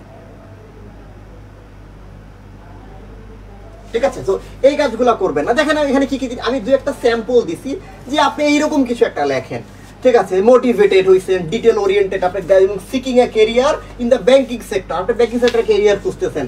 এখন একাডেমি আপনি কি করতেছেন, একটা ব্যাংকিং সেক্টরে ক্যারিয়ার খুঁজতেছেন। দাঁড়ান আমি একটু দুইটা জিনিস আপনাকে দেখাই দেই। এবং আপনি লিখছেন যে আপনি একটা ইফিশিয়েন্ট কাস্টমার সার্ভিস দিবেন, আপনি একটা অপারেশনাল এক্সিলেন্স এনশিওর করবেন, এই টাইপের যখন লিখছেন, তার মানে কি? তার মানে যে যখন আপনি ব্যাংকে এরকম একটা ক্যারিয়ার অবজেক্টিভ দিবেন, তখন সে ব্যাংকের এইচআর মনে করবো আচ্ছা আচ্ছা ঠিক আছে, তুমি তাহলে কাস্টমারকে ভালো করবা, তাহলে তো তোমার কাছে আমার কাস্টমার ভালো থাকবে নাকি? আপনি লিখছেন অ্যাসপায়ারিং এ ব্যাংকিং প্রফেশনাল এজ, আপনি কন্ট্রিবিউট করতে চান ফাইন্যান্সিয়াল অপারেশন, আপনি ফাইন্যান্সিয়াল অপারেশন। এখন এইটা কি কাস্টমার সার্ভিস দিচ্ছেন, এটা হচ্ছে ফাইন্যান্সিয়াল অপারেশন, কাস্টমার রিলেশনশিপ করবেন, বিজনেস গ্রোথে আপনি হেল্প করবেন, এই টাইপের কিছু লিখছেন।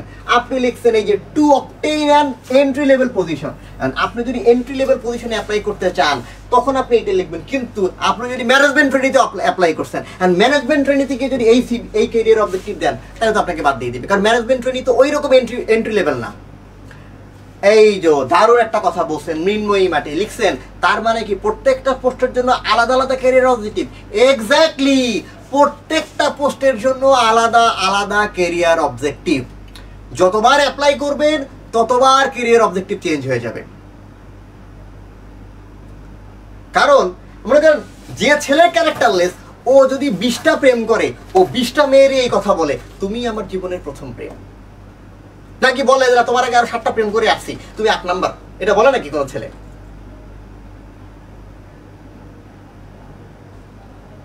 কথা বুঝছেন কিনা?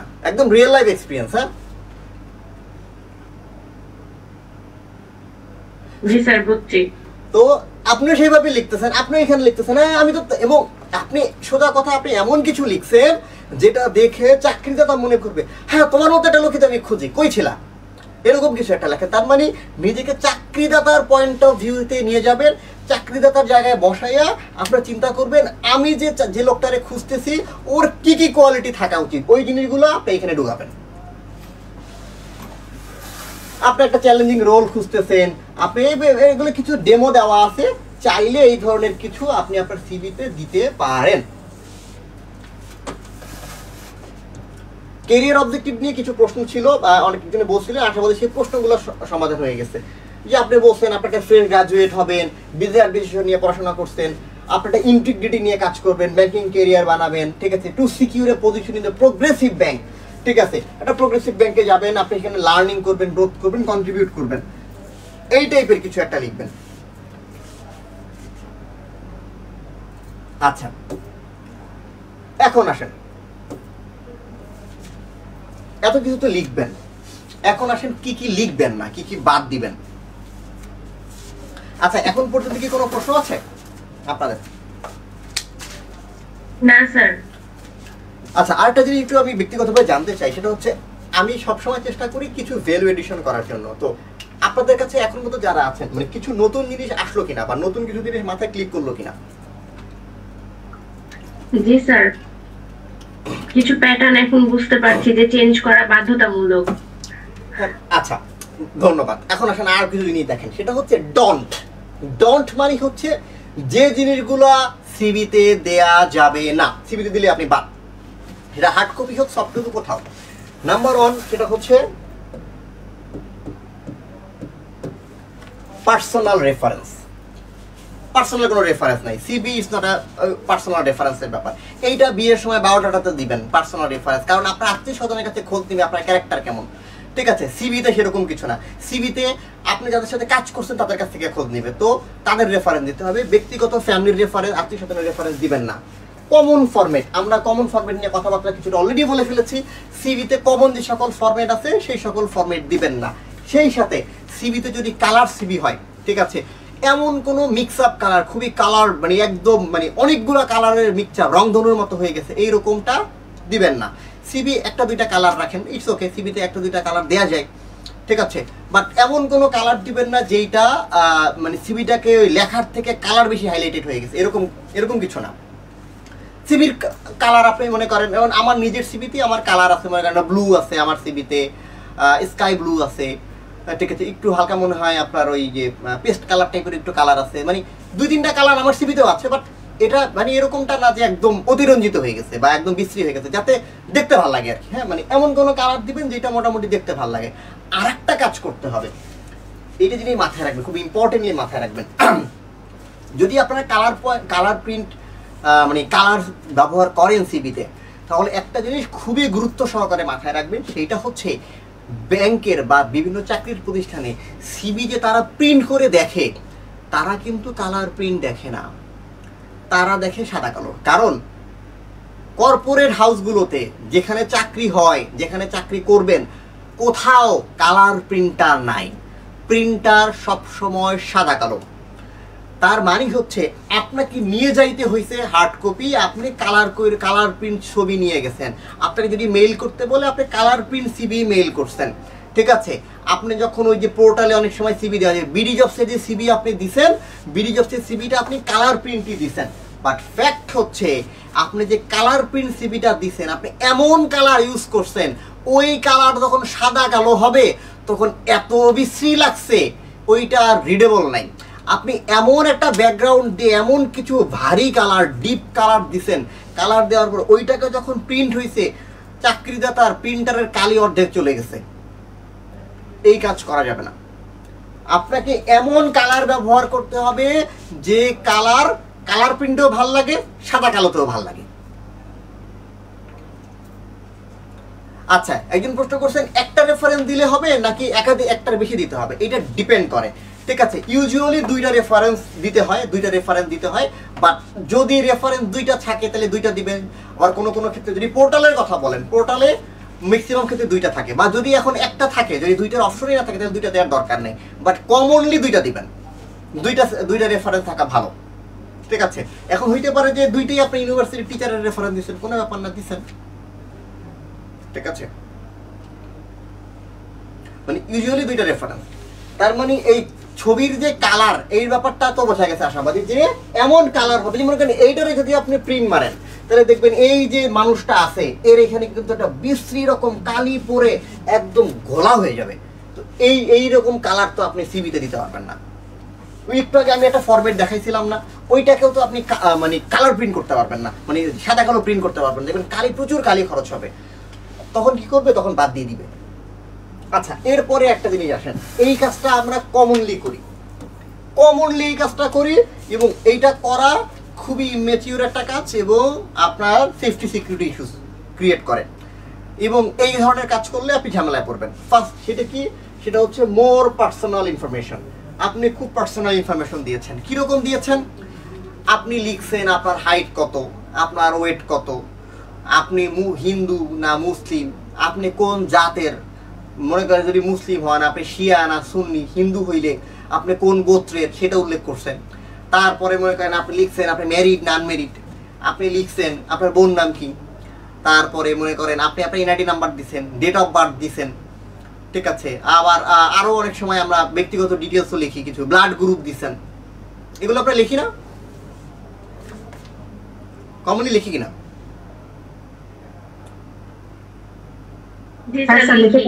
তো ব্যাপার হচ্ছে মনে করেন আপনার ব্লাড গ্রুপ যদি যেটা আপনার ব্লাড গ্রুপ সেটা যদি চেঞ্জ হয়ে অন্য কিছু হয়, তাতে চাকরিদাতার কোনো সমস্যা? না, কোনো সমস্যা নেই। আপনার তো ব্লাড সে খাবে না, তো না আপনার ব্লাড গ্রুপ জানা গুরুত্বপূর্ণ। আপনি হিন্দু না মুসলমান, তাতে কি চাকরিদাতার কোনো সমস্যা? আপনি তো চার্চে চাকরি করতে চান নাই বা মসজিদে চাকরি করতে চান নাই, তো এইটা তো লেখার দরকার নাই। আর যার কমন সেন্স, আপনার নাম দেখে বোঝা যাবে যে ভাই আপনি হিন্দু না মুসলমান, এটা তো আলাদাভাবে উল্লেখ করে দেওয়ার কিছু নাই। আপনি কোন জাতের, এটা তো আলাদা উল্লেখ করে দেওয়ার কিছু নাই। আপনার হাইট কত, এটা আলাদা উল্লেখ করে দেওয়ার কিছু নাই। এগুলো প্রয়োজনীয়তা নাই। এই সকল পার্সোনাল তথ্য দেবেন না সিবিতে, এগুলো দিবেন না। সিবিতে কি দিবেন? সিবিতে নিজের নামটা দিয়েছেন, আপনার বাবা মার নামটা দিয়েছেন, এক্সট্রিম কেসে আপনার ডেট অফ বার্থটা দিতে হবে। মানে পার্সোনাল ইনফরমেশনের ক্ষেত্রে নিজের নাম, বাবা মার নাম, ডেট অফ বার্থ এটা দিতে হবে, কারণ এই যে একটা ফ্যাক্টর থাকে। এরপরে আপনি যদি চান আপনি ম্যারিড না আনম্যারিড এইটা একটু দিয়ে দিলেন, কারণ এটার সাথে জব পোস্টিংয়ের একটু কাহিনী থাকে। জব পোস্টিংয়ের কাহিনী কীরকম? যেহেতু ম্যারিড হইলে তখন আপনি যে কোনো জায়গায় পোস্টিং নিতে পারবেন না। ম্যারিড হইলে আপনার যে স্পাউস যে আছেন, আপনার যে হাজব্যান্ড বা আপনার যে ওয়াইফ যে আছেন, তার কাছাকাছি জায়গায় আপনাকে পোস্টিং নিতে হবে। দ্যাট মিনস এটা একটা পয়েন্ট যে আপনি ওইটা আপনি উল্লেখ করবেন, ঠিক আছে। ঠিক আছে, তো এইটুকু দিতে পারেন, বাট এর বাইরে আপনার হাইট, আপনার ওয়েট, এবং আমরা একটা কমন কাজ করি, আপনি কি করছেন, আপনি আপনার ডেট অফ বার্থটা লিখছেন, আবার এইজটাও লিখছেন, ভাই প্রয়োজনীয়তা নাই, ডেট অফ বার্থ লিখছেন, বোঝা গেছে ভাই আপনার বয়স কত, আপনার ডেট অফ বার্থ দেওয়া আছে না, ওইটা দিয়ে চাকরিদাতা বুঝবে আপনার বয়স কেমন হয়েছে, দ্যাটস ইট, সে ক্যালকুলেশন করে নিবে, তার যদি দেখতেই হয়, ঠিক আছে, কিন্তু আলাদাভাবে বয়স দেওয়া লাগবে না, ডেট অফ বার্থ দিবেন, ডেফিনেটলি ডেট অফ বার্থ দিবেন, কিন্তু এর বাইরে এরপরেও যদি আপনি আরও একটু ডিটেলস দিতে চান, বিশেষ করে ব্যাংকে যদি দিতে চান, জাস্ট আপনি আপনার এনআইডি নাম্বারটা দিবেন। এখন যদি ভাই প্রতিষ্ঠান ভালো হয়ে থাকে, দেশের ম্যাক্সিমাম ভালো প্রতিষ্ঠানের কাছে এনআইডির অ্যাক্সেস আছে, ও এনআইডি ভেরিফাই করে দেখে নেবে আপনার পুরো জীবনের কাহিনী, কোথায় বাড়ি ঘর সব কিছু দেখে নেবে, আপনার আর কিছু দেওয়ার দরকার নেই। আপনার এনআইডি ভেরিফাই করলে, এনআইডি সার্চ দিলে, ব্যাংকের ক্ষেত্রে এটা খুব কমন, আপনি এনআইডি নাম্বারটা দিলে আপনার 14 গোষ্ঠী সব কিছু হয়ে চলে আসে। তো এইটার জন্য আলাদাভাবে হাইট, ওয়েট, বাপের নাম, মায়ের নাম, এত কিছু বিশেষ ব্যক্তিগত যে তথ্য, পছন্দ অপছন্দ, ঠিক আছে, এইগুলা দেওয়ার প্রয়োজনীয়তা নাই, এবং এগুলা দিলে সিভিটা খুদাই হয়। এবং একটা যদি মাথায় রাখবেন, সিভিতে এমন কিছু লিখবেন না যেইটা চাকরির জন্য বা চাকরি পাওয়ার জন্য গুরুত্বপূর্ণ না। এনআইডি নাম্বার দেওয়া যায়, সিভিতে এনআইডি নাম্বার দিতে পারেন, অসুবিধা নেই, ঠিক আছে, কিন্তু কি বললাম, যে তথ্য চাকরি পাওয়ার জন্য গুরুত্বপূর্ণ না, এইটা সিভিতে দেওয়ার দরকার নাই। আমার জামাইয়ের নাম কি বা আমার বউয়ের নাম কি, এইটা চাকরি পাওয়ার জন্য গুরুত্বপূর্ণ না, নাম চেঞ্জ হয়ে গেলে কি চাকরি হবে না, এরকম কিছু না, ঠিক আছে। আমার রিলিজিয়ন কি, এটা দেওয়া গুরুত্বপূর্ণ না, এটা দিয়ে আমার চাকরি পাওয়া ডিপেন্ড করে না। আচ্ছা, একটা প্রশ্ন পাইছি কি, is the officer general of the private, আচ্ছা কি বিশাল একটা জিনিস লিখছেন, কোনটা বেটার ভাই, এটা নিয়ে আমরা এখন কথা বলতেছি না, হ্যাঁ, আমরা সিভি নিয়ে কথা বলতেছি। আমি আসলে আদার্স টপিকগুলো একটু নিচ্ছি। স্যার এক্সপেক্টেড স্যালারি নামের অপশনটা, সেটার ক্ষেত্রে কি করবো? আচ্ছা, এটা নিয়ে কথা বলি। এক্সপেক্টেড স্যালারির ক্ষেত্রে এটা যদি মাথায় রাখবেন, within the budget, expected salary দিবেন। এক্সপেক্টেড স্যালারি মানে হচ্ছে, এটার একটা কাহিনী আছে। এটার কাহিনীটা কিরকম, যে হচ্ছে মনে করেন একটা জবের ক্ষেত্রে স্যালারির একটা রেঞ্জ থাকে, ম্যাক্সিমাম ক্ষেত্রে স্যালারি রেঞ্জটা বলে দেয়, চাকরিদাতা বলে দেয়, ভালো প্রতিষ্ঠানগুলো আগে থেকে বলে দেয় যে ভাই এই পোস্টে এত টাকা স্যালারি দিব, তুমি সেটা বুঝে অ্যাপ্লাই করো। আপনি যেটা করবেন, ওরা যে কয় টাকা দিছে আপনি ওই কয় টাকাই লিখবেন, ঠিক আছে, আপনি কমও লিখবেন না, বেশিও লিখবেন না, ঠিক আছে। আর যদি রেঞ্জ দেয়, মনে করেন আপনারে বলছে যে একটা স্যালারি 50,000 থেকে 70,000 টাকা, একটা রেঞ্জ দিয়ে দিচ্ছে, এটা হচ্ছে স্যালারি রেঞ্জ, যে 15,000 থেকে 70,000 টাকা এর ভিতরে। এখন আপনি কোনটা দিবেন? আপনার তো 30,000 টাকার চাকরি হইলেও হয়, ভাই আমার 15,000 লাগবে না, ভাই আমার 30,000 টাকার চাকরি দেন, এই সেম কাজ আমি করে দিব, আমাকে 30,000 টাকা দিলেই হবে, তাও আমাকে চাকরিটা দেন। No, that's not a good idea. যেহেতু ওরা বলছে 50,000 টাকা, আপনি অ্যাটলিস্ট 50,000ই লিখবেন। সব থেকে বেস্ট আইডিয়া হচ্ছে হাইয়েস্ট যেটা, ওইটা লেখেন, ঠিক আছে, হাইয়েস্টটা লিখবেন। রিজন হইতেছে এইটা, যে আপনি বলছেন যে ভাই আমি যেহেতু কোয়ালিফাইড, আমি তো বিলো কোয়ালিফাইড না, I am the enough qualified, so আমি এনাফ স্যালারি বা হাইয়েস্ট যে স্যালারি সেটাই আমি চাই, ঠিক আছে, আমাকে হাই স্যালারি দিবেন। এখন যদি স্যালারির কথা উল্লেখ না থাকে, তাহলে কি করবেন? তাহলে একটু খোঁজ নেবেন, আশেপাশে খোঁজ নেবেন, খোঁজ নিয়ে ভাববেন বা আইডিয়া করবেন যে এই পোস্টের স্যালারি কেমন হইতে পারে, যেমন হইতে পারে তেমনই লিখবেন, খুব বেশি গ্যাপ লিখবেন না। এবং প্রত্যেকটা চাকরিদাতার একটা স্যালারি রেঞ্জও রাখেন, যে এই রেঞ্জের ভিতরে স্যালারি যারা চাচ্ছে ওদেরকে আমি ডাকবো। সো আপনি ওইটা ঠিক রাখবেন। আচ্ছা, বিডি জবসের একাধিক চাকরিতে আবেদন করার সময় কিভাবে বারবার ক্যারিয়ার অবজেক্টিভ পরিবর্তন করা যায়? বারবার ক্যারিয়ার অবজেক্টিভ পরিবর্তন করতে হবে না, আপনার যে ক্ষেত্রে স্কিলড আছে আপনি সেই ক্ষেত্রে রাখবেন। আর অ্যাপ্লাই করার সময় আপনার আলাদা একটা সিভি দেওয়া যায়, ওটাতে বিডি জবসের কাহিনীটা আমি দেখাবো, শোনেন, আপনি অপেক্ষা করেন, আমি ডিটেলসটা দেখাই দিব বিডি জবসেরটা। আচ্ছা, ইরিলেভেন্ট ইনফরমেশন, যেটা আমি বলে ফেললাম, যে তথ্যটা দরকার নাই ওই তথ্য সিভিতে দিবেন না। সিভিতে এমন কিছু লিখবেন না যেটা আপনাকে চাকরি পাইতে হেল্প করে না। সিভিতে যা কিছু লিখেছেন প্রত্যেকটা word will talk for you, প্রত্যেকটা ওয়ার্ড আপনার জন্য কথা বলবে, প্রত্যেকটা ওয়ার্ড আপনার জন্য কথা বলতে হবে। এমন কিছু লিখছেন যে আপনার জন্য কথা বলে না, তাহলে ওই লেখার দরকার নেই। ক্লিয়ার কিনা?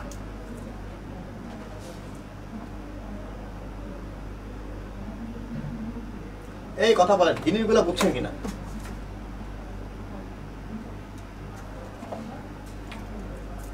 হ্যাঁ স্যার, বুঝছি। এই ক্লাস খুব বোরিং হয়ে যাচ্ছে, আপনারা কমে গেছেন।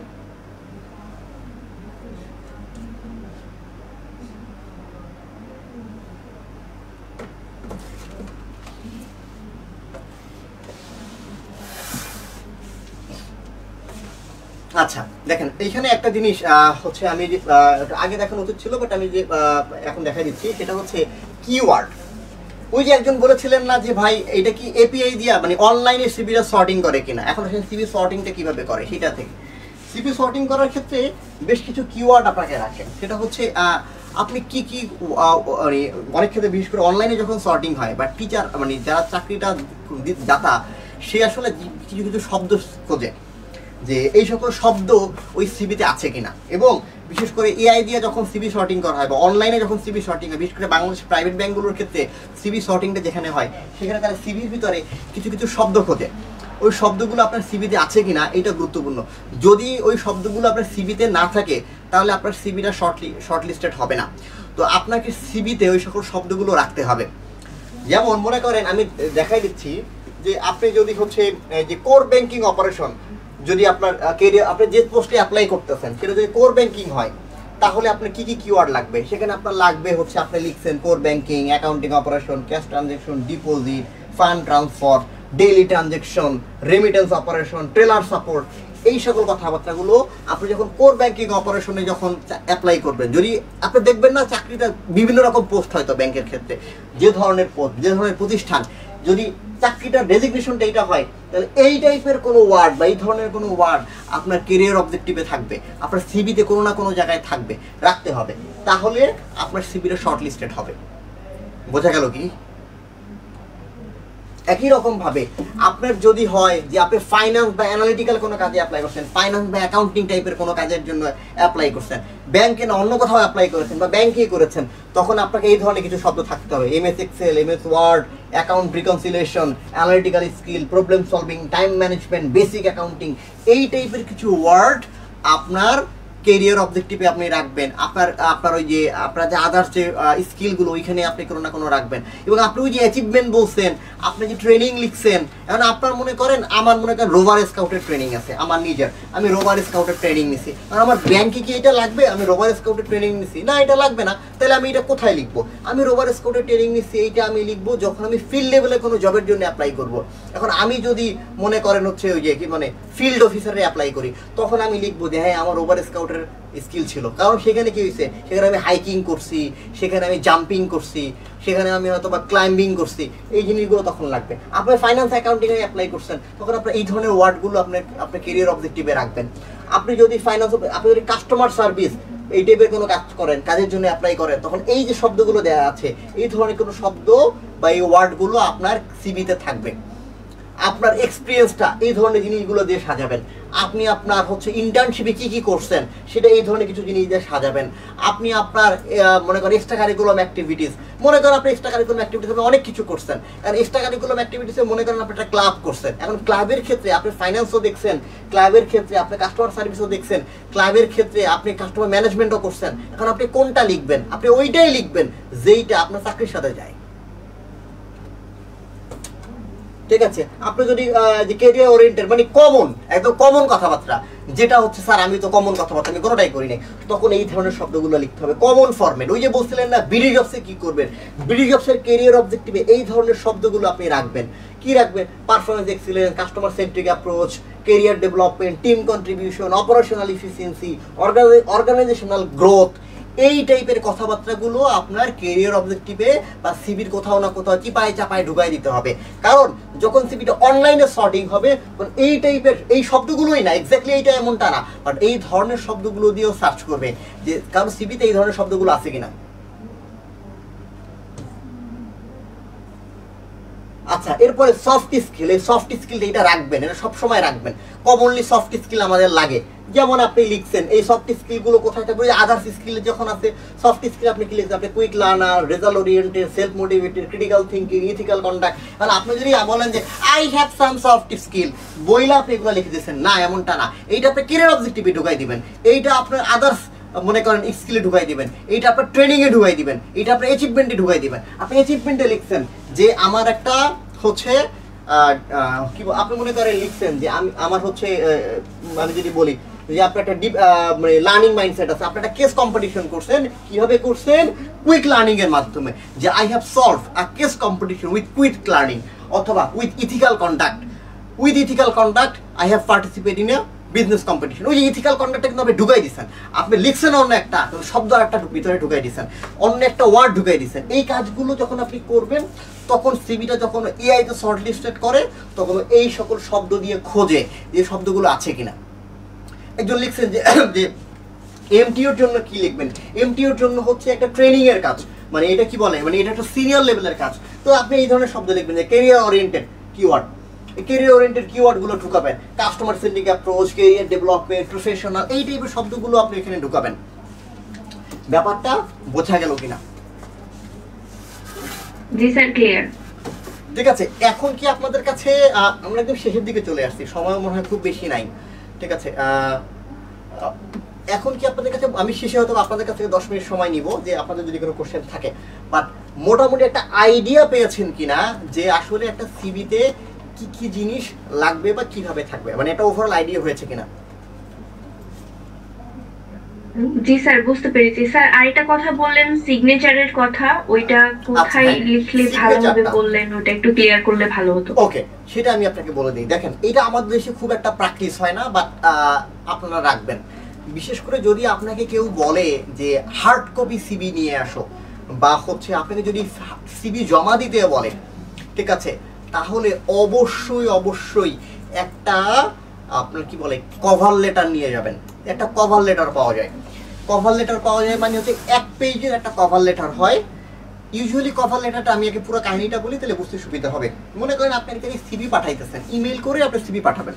তো ইমেল করে যদি সিভি পাঠান, তাহলে আপনি কোন পোস্টে অ্যাপ্লাই করছেন, কবে অ্যাপ্লাই করছেন, কিভাবে জানছেন, এই জিনিসগুলো তো ভাই সিভিতে লেখা থাকে না। লেখা থাকে এই জিনিসটা তো সিভিতে নাই। আপনি কোন পোস্টের জন্য অ্যাপ্লাই করছেন এটা তো সিভিতে লেখা নেই, কবে অ্যাপ্লাই করছেন সিভিতে লেখা নেই, তারপরে হচ্ছে কার বরাবর অ্যাপ্লাই করছেন সেটাও তো সিভিতে থাকে না। তাইলে সিভিতে থাকে হলো আপনার ব্যক্তিগত ডিটেলস। তো এইটা হচ্ছে কোথায় থাকে, এই জিনিসগুলো থাকে হচ্ছে মূলত কভার লেটারে। এখন ইনিশিয়ালি যখন আমরা লিখতাম তখন এই কভার লেটার আমরা মেইলের বডিতে লিখে দিতাম যে বরাবর হায়ারিং অফিসিয়াল, এইচআর অফিসিয়াল, ঠিক আছে। তারপর তার অ্যাড্রেস দিয়ে বলতাম যে আমি অমুক মারফত জানতে পারছি আপনি একটা সার্কুলার দিছিলেন, এরপরে এই কাহিনী, এবং হচ্ছে আমি আপনার ওই সার্কুলার মারফত আমি আপনার এখানে অ্যাপ্লাই করতেছি, ঠিক আছে। এবং সংযুক্তি হিসেবে আমি আমার ছবি, আমি আমার অ্যাটাচমেন্ট, আমি আমার সার্টিফিকেট, আমি আমার সিভি আপনাকে দিচ্ছি। আমরা যখন ওই সিভি রাইটিং স্কুল কলেজে যখন শিখছি আমরা কিন্তু এইভাবেই শিখছি নাকি? জি স্যার। তো ওই যে আপনি একটা লেটারটা লিখছেন, ইমেইলের যে একটা লেটারটা লিখছেন, ওইটাই হচ্ছে মূলত কভার লেটার। এখন সব সময় তো ভাই ইমেল আমরা করি না, ম্যাক্সিমাম ক্ষেত্রে আমরা ইমেল করি না। এই জন্য আমরা কি করি, একটা কমন ফরম্যাট রাখি, একটা অ্যাপ্লিকেশনের মতো একটা পেজ, ওই একটা পেজে থাকে আপনি কার বরাবর লিখেছেন, কোন পোস্টের জন্য লিখেছেন, এবং আপনার কি কি কোয়ালিফিকেশন আছে, মানে পুরো সিভিটা, আপনি যে 2 পেজের পুরো সিভি, এই পুরো সিভিটা আপনার হচ্ছে মনে করেন উইদিন 1 পেজ চলে আসবে, বা 1 পেজ একটা প্যারা বা 2টা প্যারায় চলে আসবে। ওইখানে আপনার কিছু কি স্কিল থাকবে। আপনাদেরকে দেখাইতে পারলে সুবিধা হইতো, আমি চেষ্টা করবো আপনাকে দেখাইতে পারার জন্য। দাঁড়ান দেখি আমি পারি কিনা।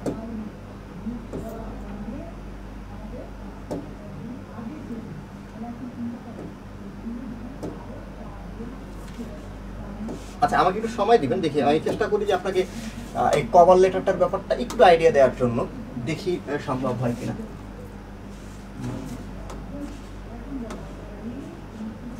দাঁড়ান, আপনি একটু লাইনে থাকেন, আমাকে। আচ্ছা, আপনার যদি আর কোনো কোশ্চেন থাকে তাহলে একটু বলেন, আমি দেখি একটা কভার লেটার আপনাদেরকে দেখাইতে পারি কিনা, একটু আমাকে সময় দেন।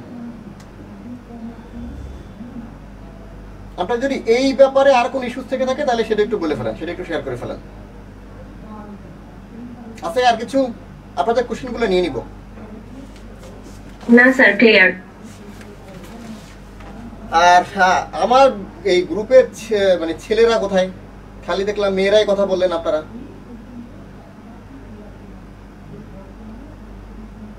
দেখি ছেলেরা সবাই চাকরি পেয়ে গেছে।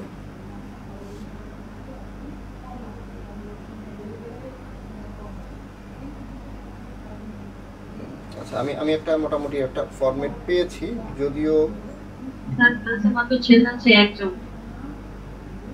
না ছেলেরা এই ব্যাপারে একটু ফাঁকিবাজ হয় বুঝছেন। আর তাছাড়া এই শুক্রবার তো মোটামুটি ঘুরতে গেছে আর কি, ম্যাক্সিমাম এটা কমনলি হয়। হ্যাঁ, দেখা গেছে ঘুরতে চলে গেছে।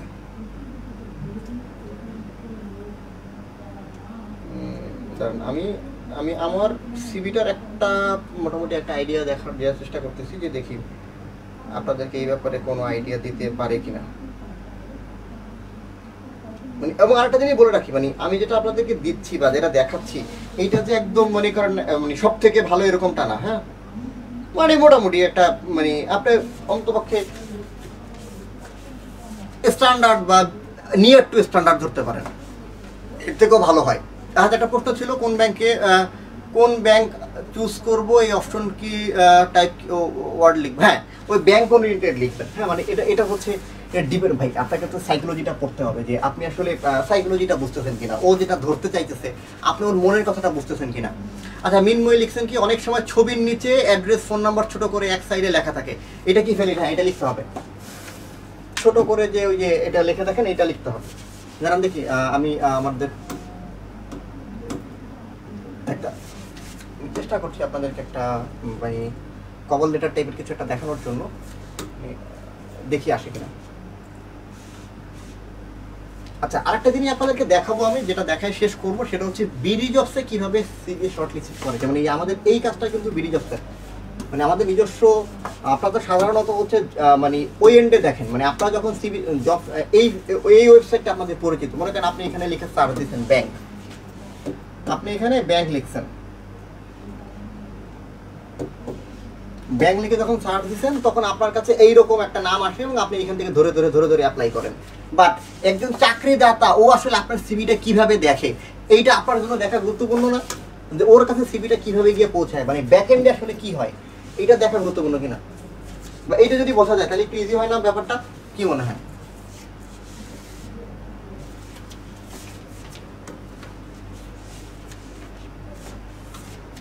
এইখানে এখন আসে নাই কেন?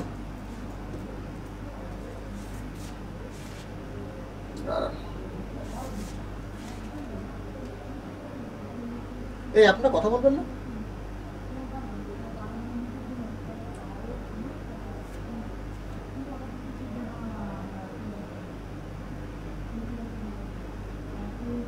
ও সরি, আমি মনে হয় ভুল করছি। ফরওয়ার্ড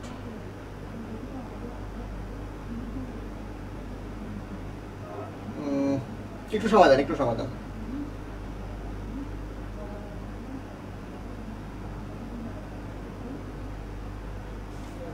এখানকার মেইল অ্যাড্রেসটা হচ্ছে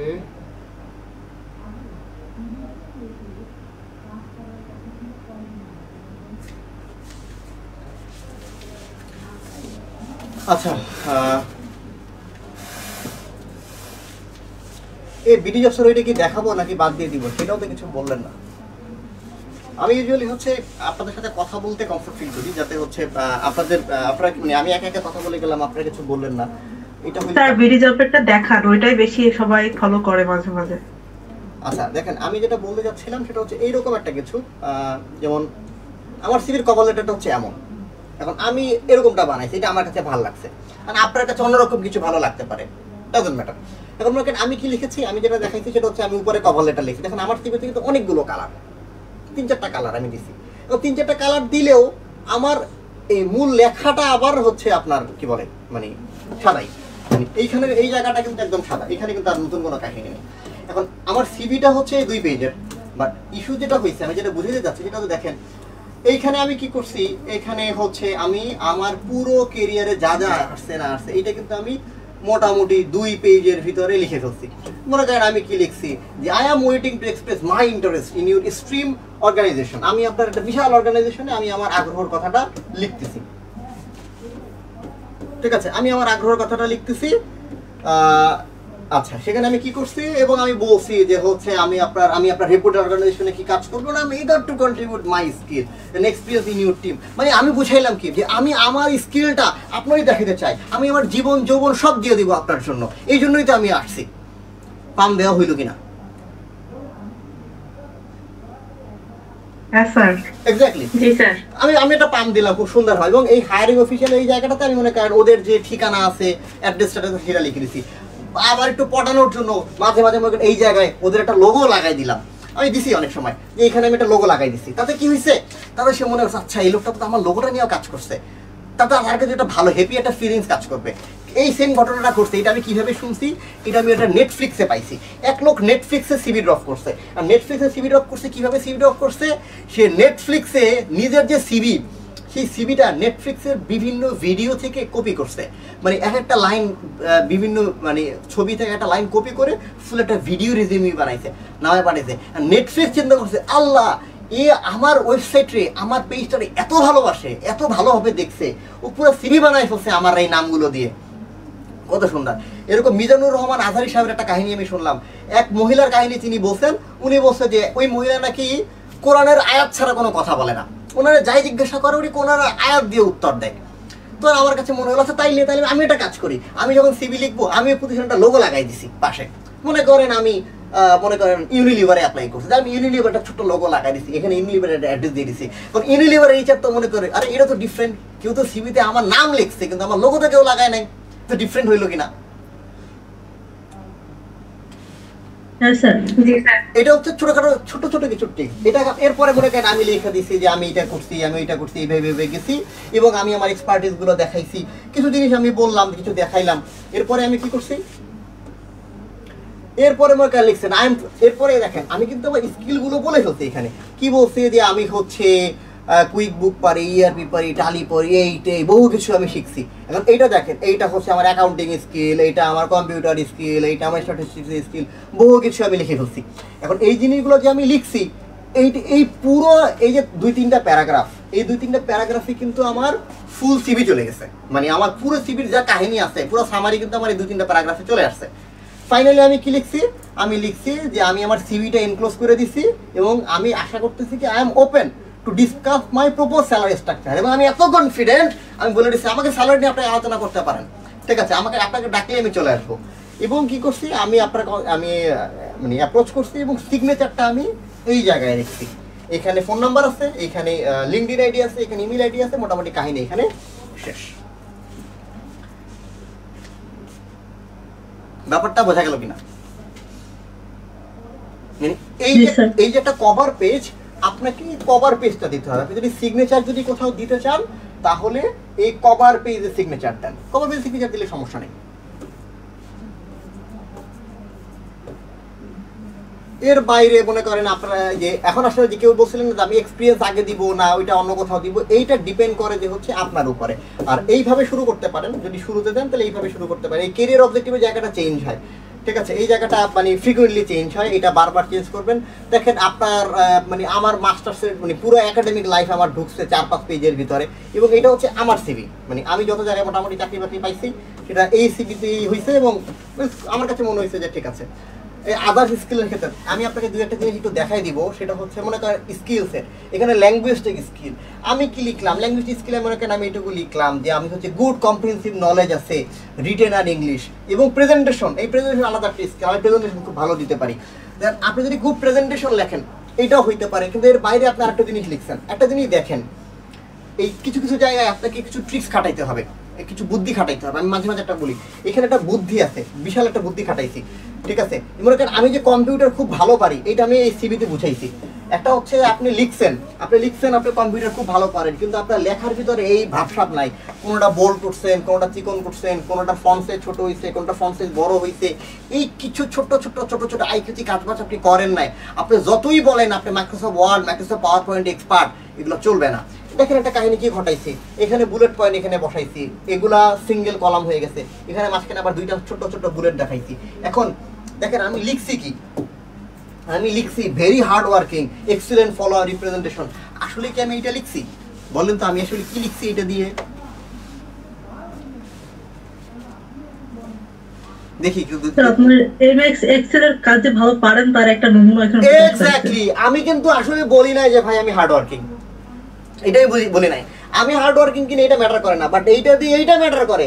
আমি যে ওয়ার্ডের কাজ, মাইক্রোসফট ওয়ার্ডের কাজটা যে আমি খুব ভালো পারি এই জন্য এটা মাঝখানে বুলেট দিছি। কারণ যে ওয়ার্ডের কাজ করে, যে মাইক্রোসফট ওয়ার্ডের কাজ করছে ও জানে যে ডাইরেক্টলি এইভাবে সিরিয়াল বাই বুলেট বসানো যায়, কিন্তু হঠাৎ করে একটা সেকশনের ভিতরে এইখানে সিঙ্গেল কলাম থাকবে, এইখানে মাঝখানে চলে আসবে, এইটা হঠাৎ করে বসানো যায় না। এটা বসাইতে হইলে যথেষ্ট এক্সপার্টিস লাগে। তার মানে আমার কিন্তু আলাদাভাবে বলতে হয় নাই যে আমি মাইক্রোসফট ওয়ার্ড খুব ভালো পারি। আমি এমন একটা ওয়ে দিছি এতেই আপনি বুঝছেন যে আমি মাইক্রোসফট ওয়ার্ড ভালো পাই। আমার কথাটা বোঝা গেল কিনা? তো কিছু জিনিস থাকবে যেটা আপনাকে অ্যাটিটিউডে বুঝাবে যে না আপনি কোয়ালিফাইড, আর কিছু জিনিস যেটা আপনাকে ধরাই দিতে হবে, বারবার মনে করাই দিতে হবে যে না দেখো আমি তো মানে আমি তোমার জন্য ঠিক, আমি তো বেস্ট। এবং ফাইনালি সিভিটা আপনি শেষ করবেন একটা রেফারেন্স দিয়ে, কাহিনী খতম। আপনাদের যদি আর কোনো প্রশ্ন না থাকে তাহলে আমি চলে যাব হচ্ছে এই একটু ব্যাক এন্ডে চলে যাব, বিডি জবসের এই সেকশনটা দেখাই আমি শেষ করব, যদি আপনাদের আর কোনো কোশ্চেন না থাকে। জি স্যার, বিডি জবসের এটা দেখায় দিতে পারেন। এটা হচ্ছে বিডি জবসের ক্ষেত্রে দেখেন, এটা হচ্ছে আমাদের এই টার্নিং পয়েন্ট থেকে আমরা বেশ কিছুদিন আগে আমরা একটা সার্কুলার দিয়েছিলাম, এবং আমরা দিয়েছিলাম যে আমরা বেশ কিছু পোস্ট, মানে একটা দিয়েছিলাম আমরা কম্পিউটার অপারেটরের জন্য, আর আমরা দিয়েছিলাম হচ্ছে তার নাম, একটু যদি জুম আউট করি তাহলে আপনাদের দেখতে মনে একটু সুবিধা হবে। আচ্ছা, জব ড্যাশবোর্ড মানে ইউজুয়ালি আপনার কাছে এইরকম একটা, যখন আপনি মানে ব্যাক এন্ডে যায় তখন এরকম একটা অপশন আসে, যেখানে আমরা লিখেছিলাম কল সেন্টারের জন্য আমরা দিয়েছিলাম গত বছরের, কম্পিউটার অপারেটরের জন্য দিয়েছিলাম, এবং এছাড়া আমাদের আরও বেশ কিছু সার্কুলার ছিল, আমরা সেই সার্কুলারের জন্য আমরা অ্যাপ্লাই করছিলাম, মানে বিডি জবসে আমরা এমপ্লয়ি হায়ার করতে চাইছিলাম। তো সেইখানেও এরকম অপশন হয়, যেমন আমরা টিচারের জন্য সার্কুলার দিয়েছিলাম, ডিজিটাল মার্কেটিংয়ের জন্য সার্কুলার দিয়েছিলাম। সি দেখেন টার্নিং পয়েন্টের একটা পোস্টের এইখানে এই হচ্ছে কম্পিউটার অপারেটর, ঠিক আছে, আমরা 15 দিন সময় পাইছিলাম। কতজন অ্যাপ্লাই করছে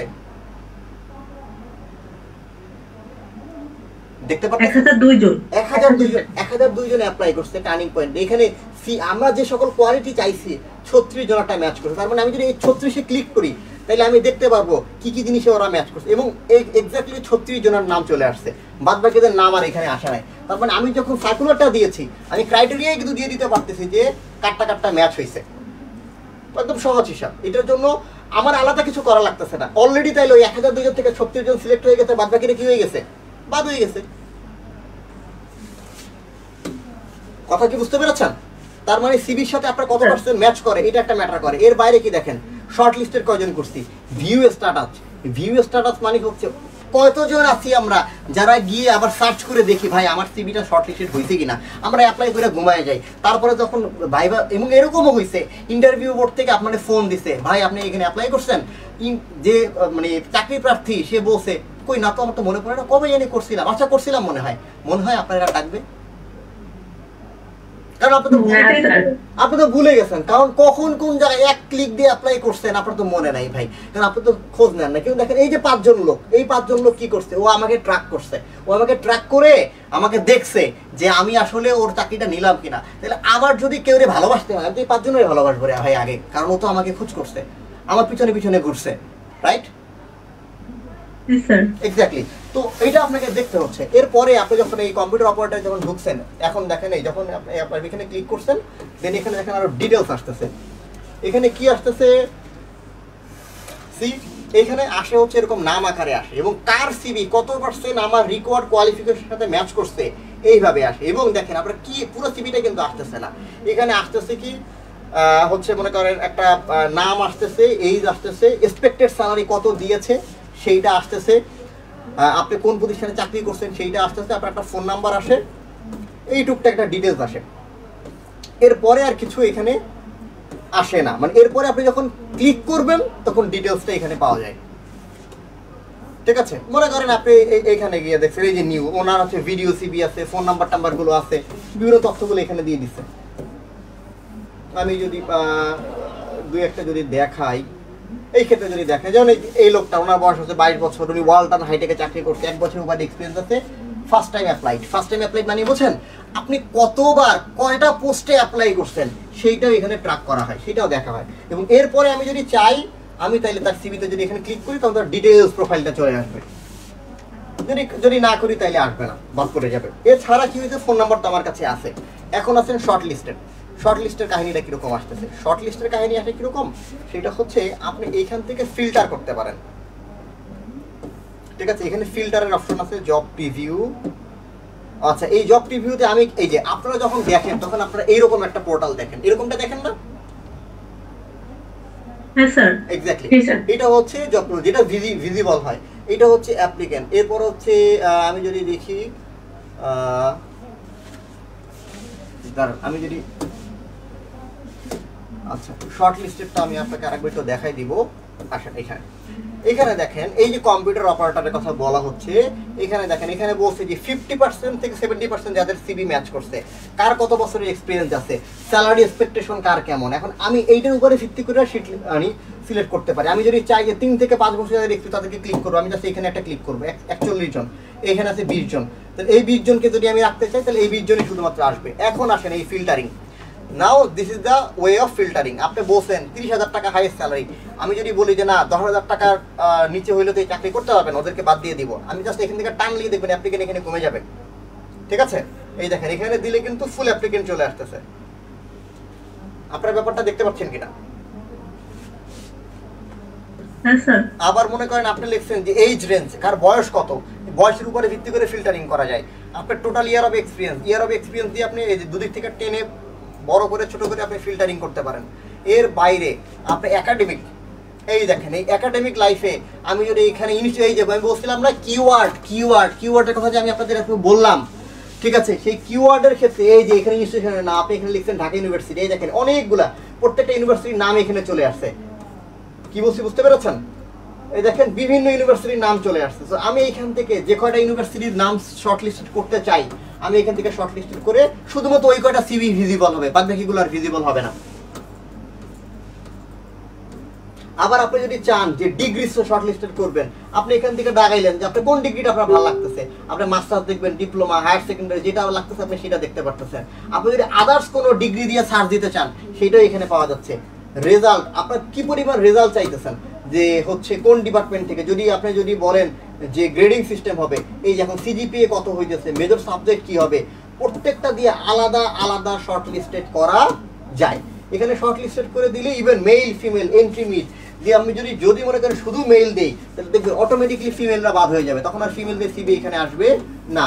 বা আমি যদি মেল বাদ দিয়ে শুধুমাত্র ফিমেল দেই তখন দেখবেন শুধুমাত্র ফিমেলদের নামটা এখানে আসবে।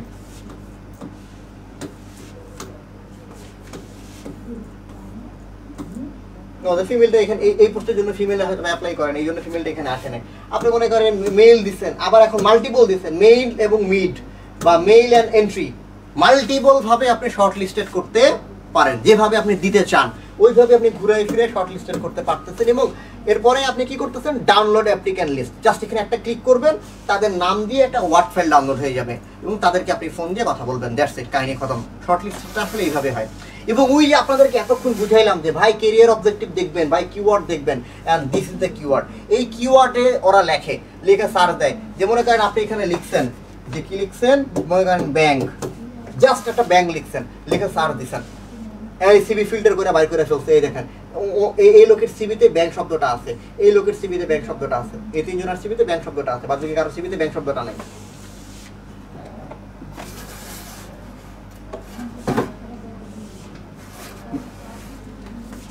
ব্যাকএন্ডের ব্যাপারগুলো বোঝা গেল কিনা, মোটামুটি একটা আইডিয়া হইলো কিনা? স্যার আইডিয়া হয়ে গেছে, বুঝতে পেরেছি দাদা। আচ্ছা, তাহলে হচ্ছে এই ছিল মোটামুটি। এবং এই জায়গা থেকে আপনারা মূলত তো আমরা বিডি জবসের মাধ্যমে অ্যাপ্লাই করি, এবং যেহেতু বিডি জবসের মাধ্যমে অ্যাপ্লাই করি তো বিডি জবসের ব্যাকএন্ডে আপনার সিভিটা, সেটা ব্যাংক হোক অন্য কোনো প্রতিষ্ঠান হোক, আপনার সিভিটা এইভাবেই আসে, তাদের কাছে আসে এবং তারা এইভাবেই আপনার সিভিটা দেখতেছে এবং ফাইনালি আপনাকে যদি অনলাইন টেস্ট দেয়, অনলাইন টেস্ট অন্য কোনো ওয়েতে আপনার কাছে যায়। তার মানে কমনলি আমরা যেহেতু বিডি জবসে বাংলাদেশের সবথেকে বড় জব সার্চিং সাইট, আমি আপনাদের কিন্তু ওইটা দেখাই দিলাম যে একজন ব্যাংকার বা একজন এইচআর আপনার সিভিটা কিভাবে পায় এবং তারা কিভাবে দেখে। কি বুঝতে পেরেছেন? এবং এইটাই হচ্ছে ফাইনালি ব্যাকএন্ড, যে ব্যাকএন্ড দিয়ে আপনি যেটা দেখতে পান যে তাদের সিভিগুলো কিরকম আসতেছে। এবং এরপর আপনি যদি চান এখান থেকে যেমন এক্সপেক্টেড স্যালারিটা দেওয়া থাকে, এখানে তখন ক্লিক করলে স্যালারিটা ফুল ডিটেলসটা নেমে আসে, তখন আপনি নামায় দেখতে পারতেছেন। আর আপনি যেটা বই যে একজন লিখছেন যে 1002 জনে অ্যাপ্লাই করছে। হ্যাঁ ভাই, টার্নিং পয়েন্টের মতো প্রতিষ্ঠানে একটা কম্পিউটার অপারেটর পোস্টের জন্য 1002 জন অ্যাপ্লাই করছে। আমরা 18 জনের মনে হয় ভাইবে নিয়েছিলাম এবং তার থেকে একজন সিলেক্ট হয়েছে, সে গত 2.5-3 বছর যাবো টার্নিং পয়েন্টে চাকরি করে, এখন আছে সে টার্নিং পয়েন্টে। কি বুঝতে পেরেছেন? তার মানে হচ্ছে তো। এবং আরেকটা জিনিস বলে রাখি, সেটা হচ্ছে এটা জিনিস মাথায় রাখবেন, এই রেশিওটা মাথায় রাখবেন। সেটা হচ্ছে যে অ্যাপ্লাই, ঠিক আছে, প্রতি 40টা অ্যাপ্লাই থেকে আপনার শর্ট লিস্টেড হবে মোটামুটি একটাই। প্রতি 40টা অ্যাপ্লাইতে আপনি একটাই শর্ট লিস্টেড হবেন। এটা হচ্ছে গ্লোবাল স্ট্যান্ডার্ড, ঠিক আছে, সারা পৃথিবী জুড়ে এইটাই হয়। 40টা সিভি ড্রপ করলে একটা সিভিতে আপনাকে শর্ট লিস্টেড করবে। এর নিচে যদি হয় যে আপনি 80টা সিভি ড্রপ করছেন, 50টা সিভি ড্রপ করছেন, আপনাকে একটাও শর্ট লিস্টেড করে নাই, তার মানে আপনার সিভিতে ঝামেলা আছে, আপনার সিভি হয় নাই। ইউজুয়ালি 40টা একটা শর্ট লিস্টেড হবে, প্রতি 12টা শর্ট লিস্টে আপনি একটা ভাইবা কল পাবেন। যদি 12টা প্রতিষ্ঠানে আপনি যদি শর্ট লিস্টেড হন, একটাই ভাইবা কল পাবেন, এবং মোটামুটি 10টা ভাইবা দিলে একটা বা দুইটা জব আপনার হয়ে যাবে। তাহলে আপনার চিন্তা করেন আপনার কতগুলো সিভি ড্রপ করতে হবে। এটাই হচ্ছে রেশিও। তো এই ছিল মোটামুটি আজকের ক্লাস। এখন দাদা একটু কথা বলবে, দেখেন আপনাদের যদি আর কিছু বলার থাকে।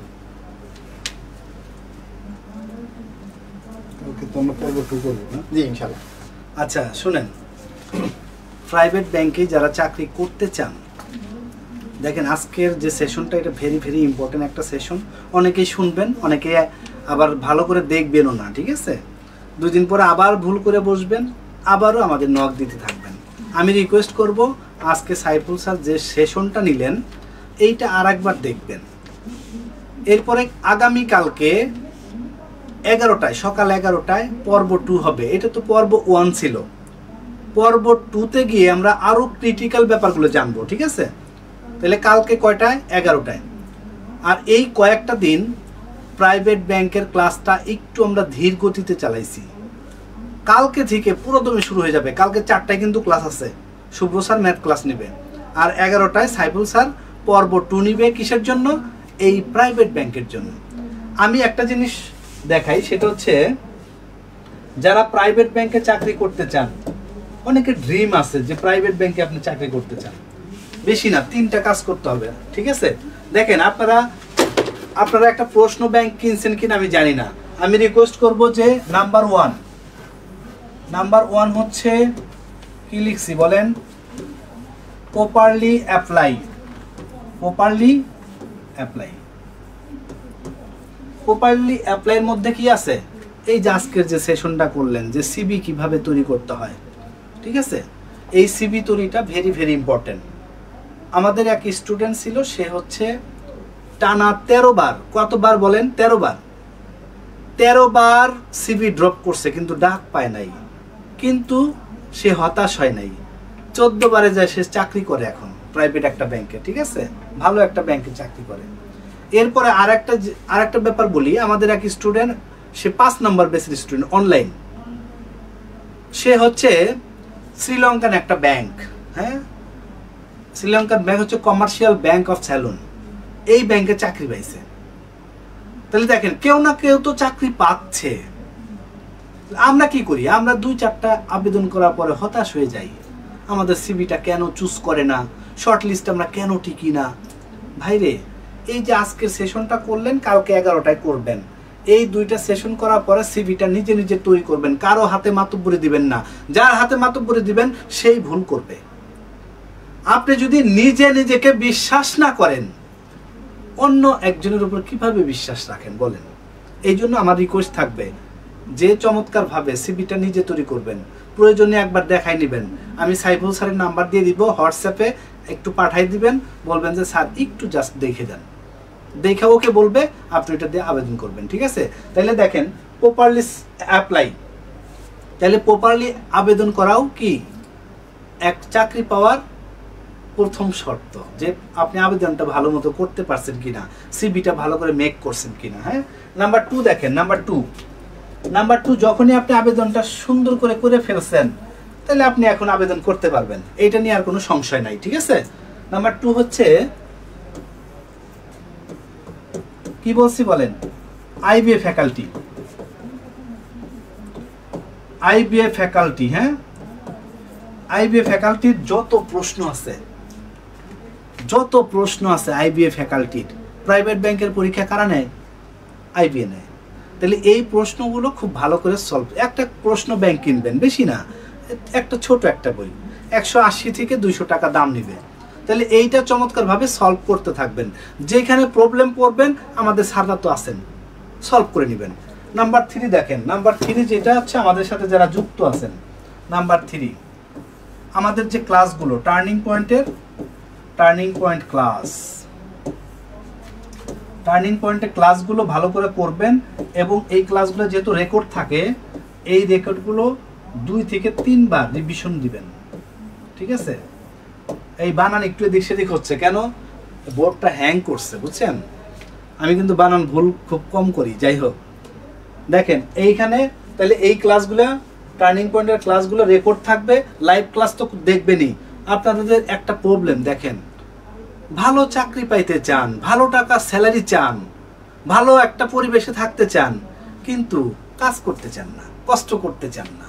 তাহলে একটু কষ্ট করলে ভালো একটা চাকরি হবে। এই যে সাইফুল স্যার দেখেন কত কষ্ট করছে, একটা চাকরি করছে, তার পাশাপাশি আবার পড়ালেখা করছে, এখন সে অনেক ভালো একটা ব্যাংকে আছে। আপনারা জানেন কিনা মিউচুয়াল ট্রাস্ট ব্যাংক অনেক ভালো পজিশনে আছে, ঠিক আছে? সে একটা ভালো ব্যাংকে জব করেন। এই জন্য কষ্ট করলে টুডে আর টুমোরো আপনারা ভালো কিছু করবেনই, কোনো মিস নেই। তাহলে আমি কি অনেক কিছু বলছি না, মাত্র 3টা পয়েন্ট বলছি যে সিভিটা ভালো করে তৈরি করবেন, আইবিএ ফ্যাকাল্টির কোশ্চেনগুলো সলভ করতে থাকবেন, প্রবলেম পড়লে আমাদের নক দিবেন, আমাদের স্যাররা অল টাইম অ্যাক্টিভ আছে, যে কাউকে নক দিলেই হবে। নাম্বার 3 আমাদের টার্নিং পয়েন্টের প্রত্যেকটা ক্লাস লাইভ করবেন এবং রেকর্ড দেখে নেবেন। বিলিভ করেন উইথিন 3 or 4 or 5 মান্থ আপনার চাকরি হবে। এই জন্য কখনো হতাশ হবেন না। 3টা 4টা আবেদন করে ফেলছি, ডাকতেছে না, শর্ট লিস্টে টিকি না, না এই হতাশ হওয়ার কিছু নাই। আপনার কপালে যখন চাকরিটা লেখা থাকবে তখন অটো সবকিছু সিস্টেম হয়ে আসবে। এই জন্য আপনার কাজ আপনাকে করতে হবে। আজকের কথা না বলি, আপনারা ভালো করে ক্লাস করেন আর আইবি এর প্রশ্নগুলো সলভ করতে থাকেন, ঠিক আছে? স্যার যদি আর কিছু বলেন। স্যার একটা কোশ্চেন ছিল। জি স্যার বলেন। বলছি আমাদের গতদিন সুমন স্যার ক্লাস নিয়েছিল, ঋষি স্যারকে বলছিল আমাদের প্রাইভেট ব্যাংকের যারা ব্যাচের স্টুডেন্ট তাদের একটা যে মাস্টার ক্লাসে অ্যাড করার কথা, কিন্তু তাকে আমরা নক করেছি, সে হয়তোবা কোনো কারণে ব্যস্ত বা সেইভাবে আমাদের করতে পারতেছে না। এটা কি কোনোভাবে সলভ করা যায়? অবশ্যই সলভ করা যায়, ঠিক আছে? এই ব্যাপার নিয়ে সুমন স্যারের সাথে আমার কথা হয়েছে। কালকে রাত 8টায় মেবি আপনাদের ক্লাস নেবে সুমন স্যার, কালকে রাত 8টায়, আমি যদি ভুল না করে থাকি। এই কালকে না নিলে পরশু দিন নিবে, ঠিক আছে? এই সুমন স্যারই আপনাদের সাথে এই ব্যাপারটা নিয়ে আলোচনা করবে। সুমন স্যার একবার আমাকে বলছে যে প্রাইভেট ব্যাংকের এই অনেকেই তো অ্যাড হইতে চাচ্ছে মাস্টার গ্রুপে, তাহলে আমরা কি তাদের অ্যাড করতে পারি কিনা। আমি সুমন স্যারকে বলছি স্যার এটা আপনি ভাইবে দেখেন যে অ্যাড করবেন কিনা, কারণ যারা অ্যাড হবে তারা তো আমাদের স্টুডেন্ট, তারা চাকরি পাইলে কি আমাদের বেনিফিট। সো যদি অ্যাড করা যায় অবশ্যই স্যার কালকে একটা ডিক্লেয়ার দিবে। হ্যাঁ, কালকের দিনটা একটু ওয়েট করি আমরা প্লিজ।